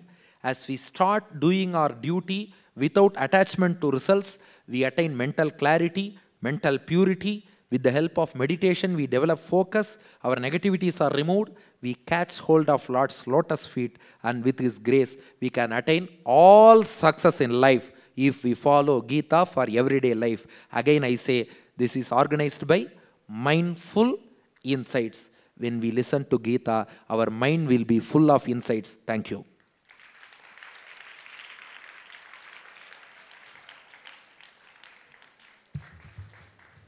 Thank you, sir. Thank you so much for the wonderful rendition. Can we have a big round of applause for Shri Uwe Dr. Venkatesh, all the way from Kumbakonam for us. Thank you so much, sir. In few minutes' time, we will have the question-answer session for 20 to 30 minutes. So give some few minutes for arranging the stage. May I request the volunteers to add another sofa to the stage, please. Dear friends, now we shall proceed with the question-answer session. And it's my pleasure to introduce the moderator to all of you. A dental doctor turned into a public speaker by passion. A passionate communicator who believes in the power of words that transform human lives. She has delivered multiple speeches in business, networking forums, institutions, and Rotary clubs on self-development topics like confidence and positivity. Her purpose and passion is to evolve as one of the strongest influencers in the domain of leadership skills. Her mission is to enlighten entrepreneurs, business owners, corporate teams with leadership lessons from Indian Itihasas, Ramayana and Mahabharata in coming years. Dr. Sandhya Arun Kumar with us today as moderator to question and answer session. Please stay back and enjoy. Thank you very much. எல்லாருக்கும் நமஸ்காரம். So இப்போது question answer செஷனுக்கு போகலாம். இவர் பக்கத்தில் இப்படி உட்காந்து எனக்கு கேட்குறதே எனக்கு இன்றைக்கி பெரிய பாக்கியம். ஸோ தேங்க்யூ சார் இந்த ஒரு ஆப்பர்ச்சுனிட்டி இங்கே வந்ததுக்கு. ரொம்ப பேசாமல் நான் டக்குன்னு கொஷின் ஆன்சர்ஸ்க்கு போயிடுறேன்.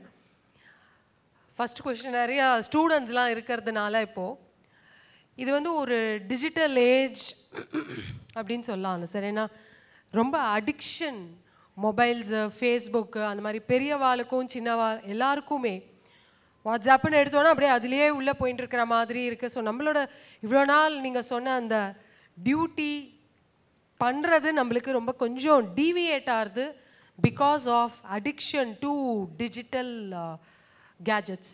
Let it be phone, Facebook, TV எல்லாம் ரிகார்ட்லெஸ் ஆஃப் ஏஜ் எல்லாருக்குமே எங்கள் இடத்துலையுமே நான் பார்க்குறேன். ரிகார்ட்லெஸ் ஆஃப் ஏஜ் நம்ம கொஞ்சம் அடிக்டடாக தான் இருக்கோம்.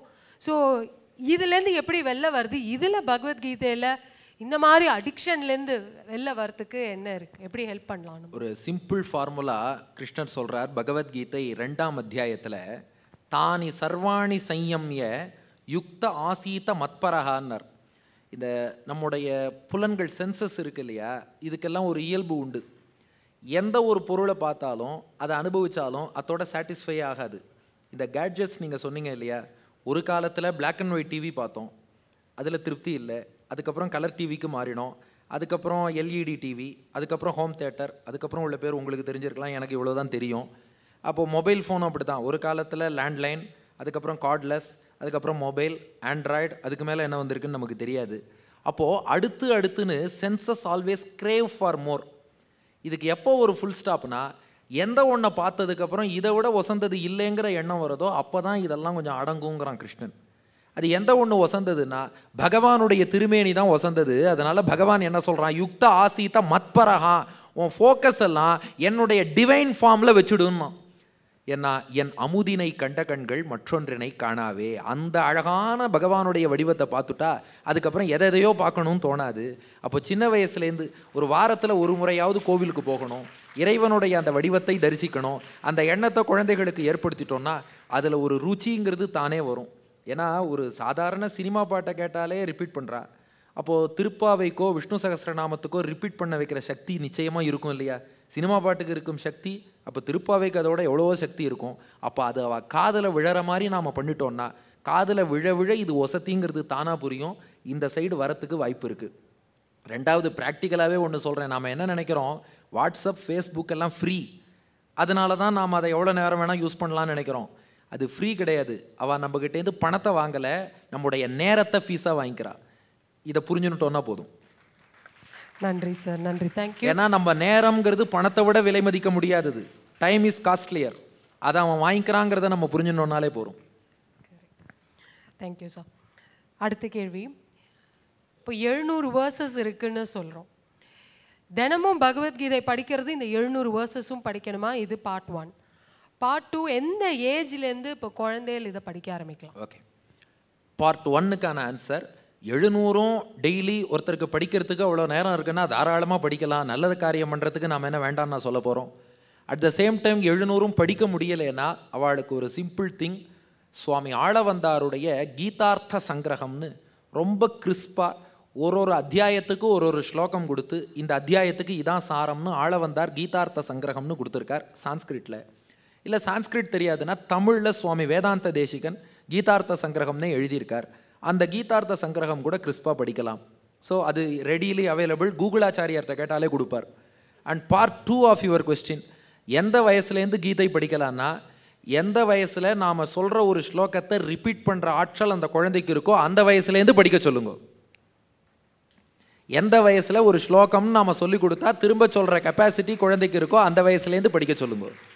ஸோ அது ரிலேட்டடாக எனக்கு ஒரே ஒரு சின்ன சந்தேகம். இப்போ நிறைய தாய்மார்கள் கூட இங்கே இருப்பா, சின்ன குழந்தையிலேருந்தே பகவத்கீதை படித்தா அவள் சந்நியாசம் அந்த லைனில் போயிடுவாளோன்னு ஒரு பயம் நிறையா பேருக்கு இருக்குது. ஒரு அது எந்த அளவுக்கு ட்ரூத், எந்த அளவுக்கு மித்து? ப்ளீஸ்.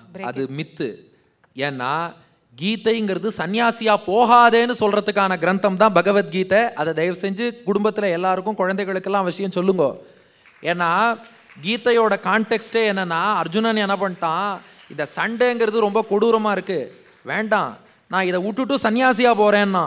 கிருஷ்ணன் இந்த மாதிரி எஸ்கேபிசம் பண்ணாத இருந்து இல்லறத்தில் இருந்து வாழ்ந்து காட்டி கடமையை செய்யணும், சன்னியாசியாக போகப்படாதுங்கிறான்.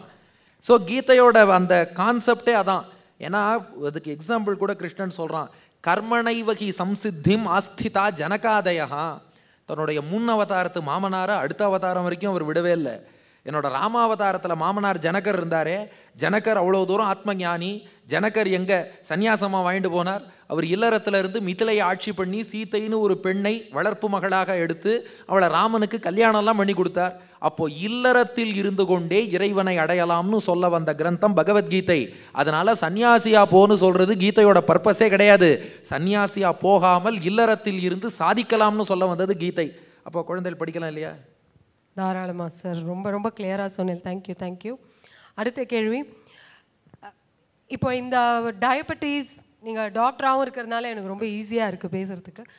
டயபெட்டிஸ், இந்த பிளட் ப்ரெஷர், கொலஸ்ட்ரால்லாம் இப்போது அட் ப்ரெசண்ட், இன்ஃபேக்ட் சின்ன வயசுலேருந்தே நம்மளுக்கு நிறையா பேருக்கு வருது sir, because of stress related life style disease. இதுக்கு வராமல் தடுக்கிறதுக்கு, மாஸ்டர் செக்கை பற்றி நான் கேசலை, வராமல் தடுக்கிறதுக்கு கீதையில் நம்மளுக்கு என்ன அந்த காலத்தில் இருக்கு? சென்னையில் ஒரு பெரிய மெடிக்கல் கான்ஃபரன்ஸ் நடந்தது. அதில் யூஎஸ்லேருந்து ஒரு டாக்டர் வந்து பேப்பர் ப்ரெசென்ட் பண்ணாங்க. அந்த டாக்டர் என்ன சொன்னாங்கன்னா, இந்தியா தான் இன்றைக்கி டயபெட்டிஸ் ஹெட் குவார்ட்டர்ஸாக இருக்குது, இங்கே தான் வந்து சுகர் ரொம்ப ஜாஸ்தியாக இருக்குது. ஆனால் இந்த இந்தியன்ஸ்க்கே ஒரு விஷயம் தெரியல, இவங்கள்ட்ட இருக்க பகவத்கீதையில் தான் 6வது அத்தியாயத்தில் ஒரு ஸ்லோகம் இருக்குது, இதை இவங்க ஃபாலோ பண்ணியிருந்தால் டயபெட்டிஸே இந்தியாவில் யாருக்கும் வந்திருக்காதுன்னாங்க. இது அவங்க சொல்லி நாம் தெரிஞ்சுக்கிற நிலைமை இருக்குது, அது தனி. என்ன ஸ்லோகம்னா, யுக்தாஹார விஹாரஸ்ய யுக்த சேஷ்டஸ்ய கர்மசு யுக்த ஸ்வப்னாவபோதஸ்ய யோகோ பவதி துக்கஹா. 6th சாப்டரில் இந்த ஸ்லோகம் இருக்குது.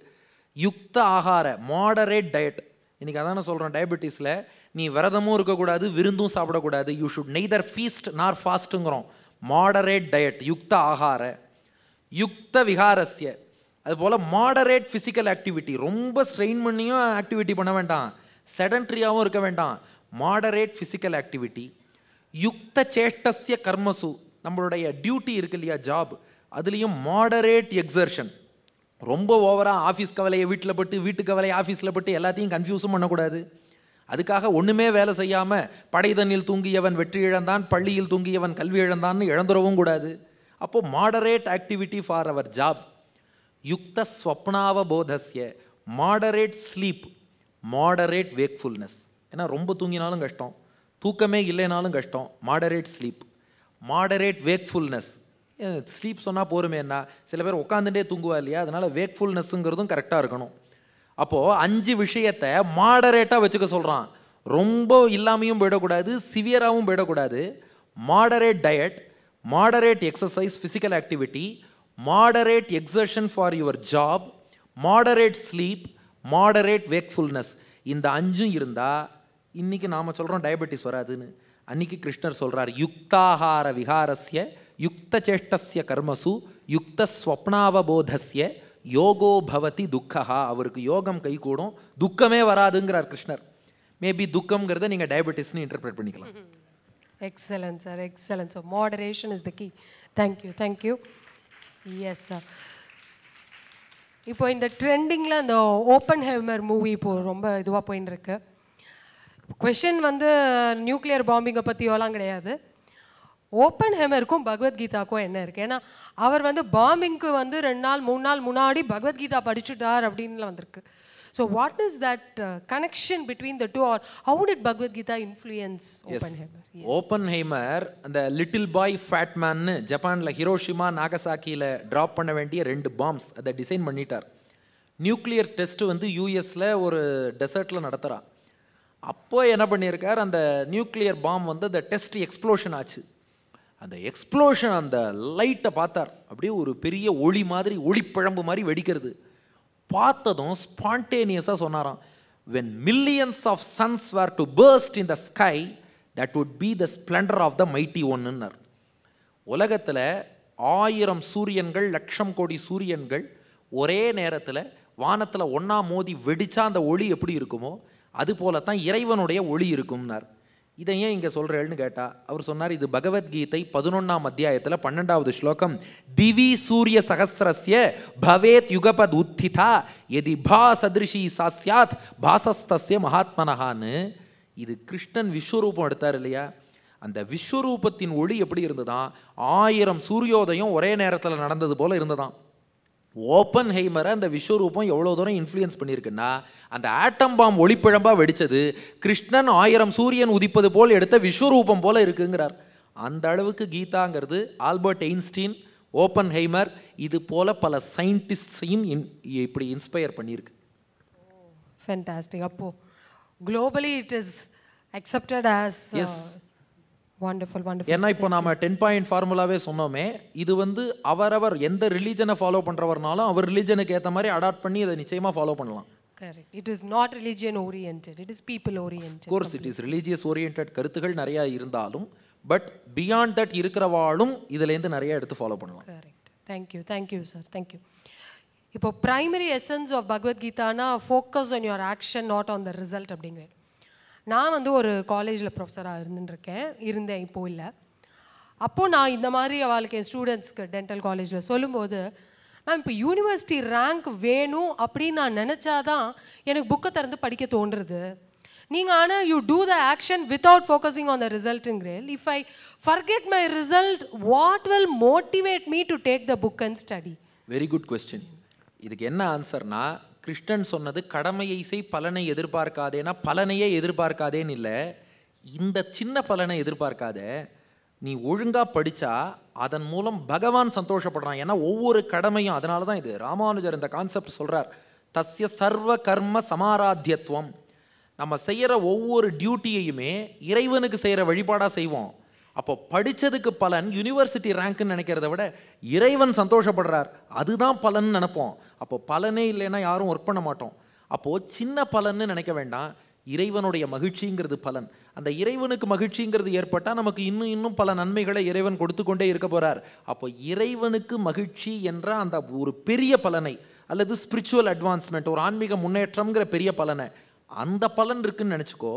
வெறுமனை இந்த உலகியல் பலன்னு நினைக்காதேங்கிறார். For 2 reasons. ஒன்று, இந்த உலகியல் பலனையே ஃபோக்கஸ் பண்ணோன்னா ஆக்ஷனை மறந்துடுவோம். 2, இந்த பலன்லேயே கண் வச்சுட்டு இருந்தோம்னா ஒருவேளை அவருக்கு அந்த ரேங்க் வரலன்னா டிப்ரெஸ் ஆகி உட்காந்துருவார். இறைவனுடைய மகிழ்ச்சியை பலன்னு வச்சுட்டோம்னா இது ரேங்க் வாங்குறாரோ வாங்கலையோ செயல் நன்னா செஞ்சிட்டோங்கிற திருப்தியும் இருக்கும், இறைவனுடைய அருள் அது எப்படினாலும் தப்பாமல் கிடைக்கும். Correct. Thank you sir, thank you so much. So இப்போது நிறைய ஃபஸ்ட்லேருந்து நம்ம வந்து பாசிட்டிவ் நெகட்டிவ் பற்றி நிறையா பேசினோம். எனக்கு என்னுடைய ஃப்ரெண்டு இருக்கா. இப்போ நாங்கள்லாம் of course we are all joint ஃபேமிலியில் இருக்கோம். ஐ ஆம் அ பாசிட்டிவ் பர்சன். அவள் என்கிட்ட கேட்குறா, நான் ஃபுல்லாக பாசிட்டிவ் தான். என்னோடய தாட், ஆக்ஷன், வேர்ட்ஸ், பேசுறது, எவ்ரி திங் இஸ் பாசிட்டிவ். ஆனால் என்னை சுற்றி இருக்கிறவா வீட்டில் நிறைய நெகட்டிவிட்டி பேசுகிறா, நெகட்டிவாக நினைக்கிறா, நெகட்டிவாக நடந்துக்கிறா. என்னால் விலகி போக முடியாது, நான் அந்த வீட்டில் தான் இருக்கணும். ஏன்னா they are my loved once, நான் அவள் கூட தான் இருக்கணும். எப்படி அந்த நெகட்டிவிட்டி எனக்கு உள்ளே வராமல் நான் என்ன பாதுகாக்கிறது? நான் பாசிட்டிவ் தான், ஆனால் எப்படி அந்த வேர்ட்ஸோ அந்த ஆக்ஷனோ அந்த ஃபீலிங்ஸோ என்னை தாக்காமல் என்னோட டியூட்டியை நான் எப்படி ப்ராப்பராக பண்ணுறது? Super question.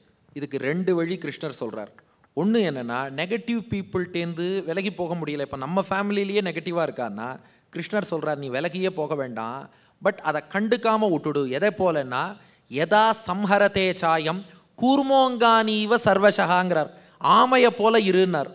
இந்த ஆமை இருக்கே, அது என்ன பண்ணுன்னா தன்னுடைய அவயவங்களை ஓட்டுக்குள்ளே இழுத்து கொள்ளும். அப்படியே தமிழில் திருக்குறள், ஒருமையுள் ஆமை போல் ஐந்தடக்கலாற்றின் எழுமையும் ஏமாப்புடைத்து. அப்போது அங்கங்கே போகாமல் அந்த புலன்களை மட்டும் அப்படியே இழுத்து வச்சுக்கோ. அதுபோல் சுற்றி நெகட்டிவ் பீப்புள் இருக்காளா, ஓகே அவள் இருந்துட்டு போட்டோம், அதை நம்ம காதில் வாங்கிக்க வேண்டாம், கண்ணில் போட்டுக்க வேண்டாம். நாம் பாட்டுக்கு நம்ம ஆக்ஷனை செஞ்சுட்டே இருப்போம். ஏன்னா நமக்கு கிடைக்க வேண்டிய ரிசல்ட்டுங்கிறது பெரிய ரிசல்ட். பகவானை நோக்கி நாம் ஒர்க் பண்ணுறோம், இதை பற்றி நாம் ஏன் கவலைப்படணும்? பட் இப்படி இருந்தாலும் கூட அந்த நெகட்டிவ் பீப்புளோட நெகட்டிவிட்டிங்கிறது அப்பப்போ நமக்கு உள்ளே பூந்து ஏதாவது பண்ணிகிட்டே இருக்கும். அதுக்கு தான் கிருஷ்ணன் ஒன்று சொன்னான், போதயந்த பரஸ்பரம்னு. அப்பப்போ நல்லவர்களோடு நாம் சேர்ந்து இறைவனுடைய குணங்களை பற்றி பேசி அந்த பாசிட்டிவ் பீப்புளோட, வீட்டில் இருக்கிற நேரம் நெகட்டிவ் இருந்தால் இருந்துட்டு போட்டோம், வெளியில் வரும்போது பாசிட்டிவ் பீப்புளோட அடிக்கடி பழகி கொண்டு, ஏன் யூடியூப்பில் கூட நம்ம உபன்யாசம்லாம் கேட்கலாம், அதெல்லாம் கூட நல்ல விஷயம் தான் சொல்கிறோம். அப்போ இந்த மாதிரி விஷயங்களை உள்ளுக்குள்ளே போட்டுட்டான்னா அப்போ அந்த பாசிட்டிவிட்டிங்கிறது டெவலப் ஆகும்போது இந்த நெகட்டிவிட்டி நம்மளை தாக்காமல் தடுத்துக்கலாம். Shut your senses from negativity. அது பாட்டுக்கு இருக்கட்டும். நாம ஆமை வந்து விலகியே போகலையே, அது உள்ள இழுத்துண்டு அது பாட்டுக்கு அது வேலையை பார்க்கறது. சரி சார், தேங்க்யூ சார், தேங்க்யூ. இப்போது நார்மலாக நம்ம குழந்தைகளுக்கு என்ன சொல்லுவோன்னா, do not take success to your head, do not take failure to your ஹார்ட்டும்போம்.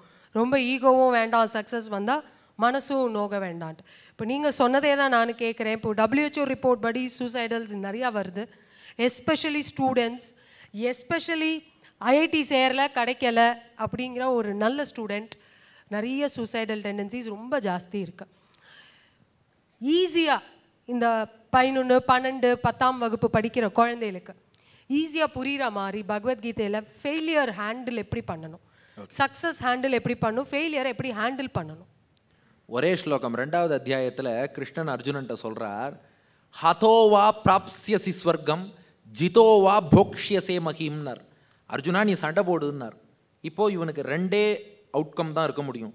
ஒன்று, போரில் ஜெயிச்சான்னா ராஜா, தோத்தான்னா டெத்து. ஏன்னா பொதுவாக ராஜாக்கள் வீரமரணம்பான். கிருஷ்ணன் சொல்கிறான் ஒரு மன்னன் விஷயத்தில் அதுக்காக இவாளுக்கு டெத்துன்னு அர்த்தம் இல்லை. சக்ஸஸ் ஆர் ஃபெயிலியர் ரெண்டையுமே பாசிட்டிவாக பாருங்கிறான். எப்படின்னா, ஒருவேளை நீ ஜெயிச்சேன்னா ராஜ்யம் வரப்போகிறது, ஆட்சி பண்ண போகிற, அதுவும் சந்தோஷம்னு நினச்சிக்கோ. தோற்று போய் போரில் மரணம் அடைந்தாலும் அதுவும் வீரமரணம். போரில் வீரமரணம் அடைஞ்சான்னு உன்னை 4 பேர் கொண்டாடத்தான்ப்பா செய்வா. யாரும் நீ செத்து போனேங்கிறதுக்காக கூட ஒன்றும் சொல்ல மாட்டா. அண்டு நீ வீர சொர்க்கம் அடையலாம். அதுக்காக டெத்தை அப்படியே எடுத்துக்க வேண்டாம். ஒரு டிஃபீட்டுக்கு சொல்கிறான், நல்லா ஃபைட் பண்ணியிருக்கேங்கிற மாதிரி தான் உனக்கு பேர் வரும். அப்போ நாம் என்ன பார்க்கணுன்னா, ஒரு வெற்றி வந்தாலும் அதில் என்ன பாசிட்டிவ்னு பார்க்கணும். ஈவன் ஒரு டிஃபீட்டாக இருந்தாலும் அதுலேயும் என்ன பாசிட்டிவ்ங்கிறத நாம் எடுத்துக்கலாம். ஏன்னா வெற்றியை விட தோல்வி தான் நமக்கு நிறைய பாடம் சொல்லி கொடுக்கும்னு சொல்கிறோம். அப்போது டிஃபீட்னா நம்ம லட்சியத்திலேருந்தே விழுந்துட்டோம் அல்லது எதை அடையணுமோ அதையே அடையலை அப்படின்னு அர்த்தமே இல்லை. இன்றைக்கி இது ஒரு பாடம். இதுலேருந்து நாம் என்ன லேர்ன் பண்ணலாம்? ஏன்னா வாழ்க்கை என்றைக்குமே இதோட முடிஞ்சுடுறது இல்லை.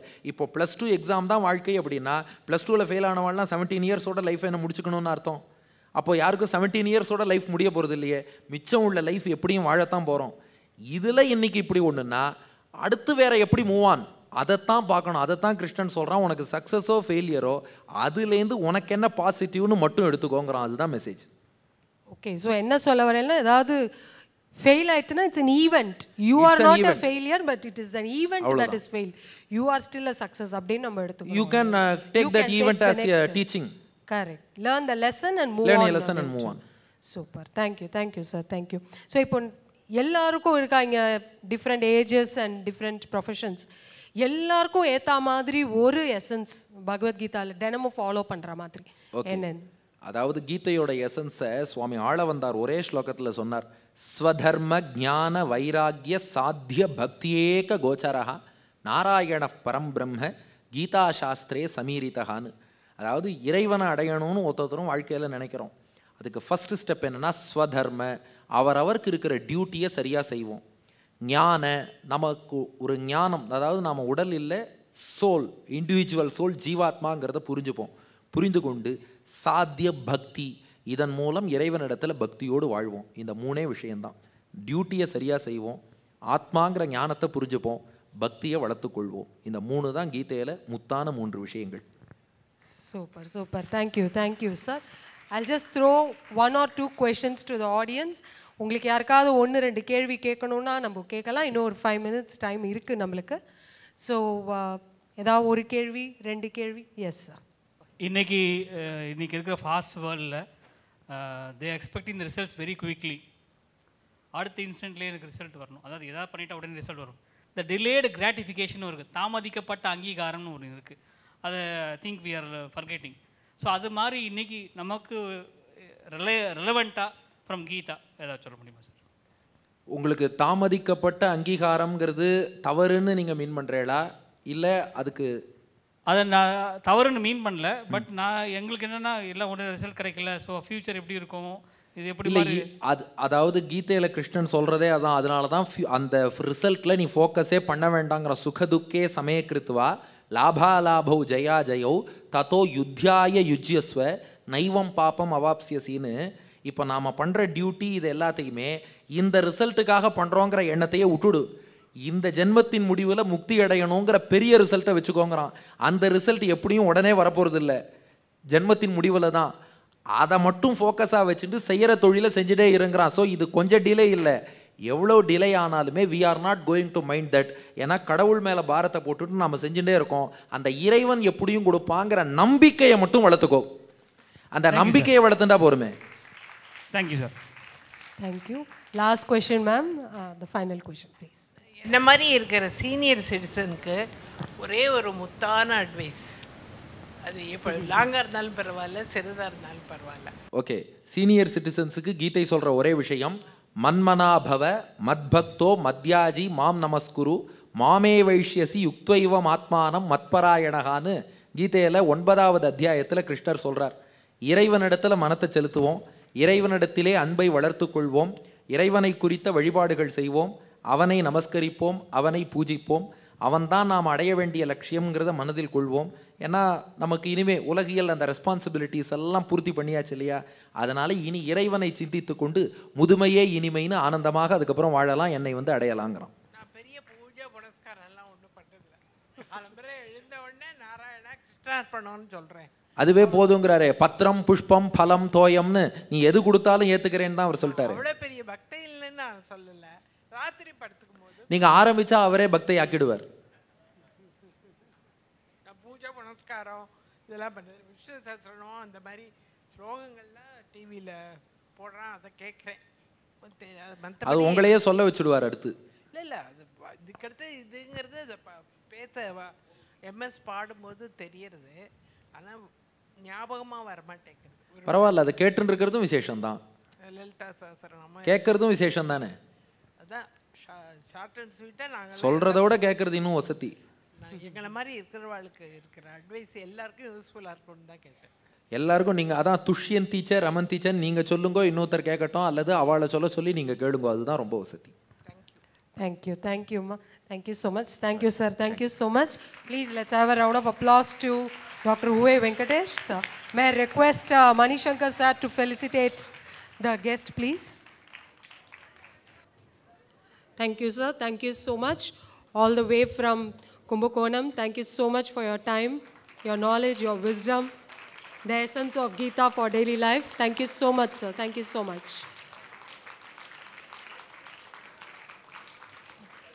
We'll move with the vote of thanks and national anthem, please. A quick vote of thanks to thank of you. On behalf of Mindful Insights, I extend vote of thanks to Dr. Sri Venkatesh for sharing your wisdom. Big thanks to you all, the most valued guest. Express my sincere thanks to the venue partner, Bani Mahal, for providing us this venue. Deep sense of appreciation to all the volunteers who have helped us. And thanks to Mr. Ramesh Kannan for the memento. Photographers, videographers, sound engineers for moderating. Thank you one and all. Let's finish it with the national anthem, please.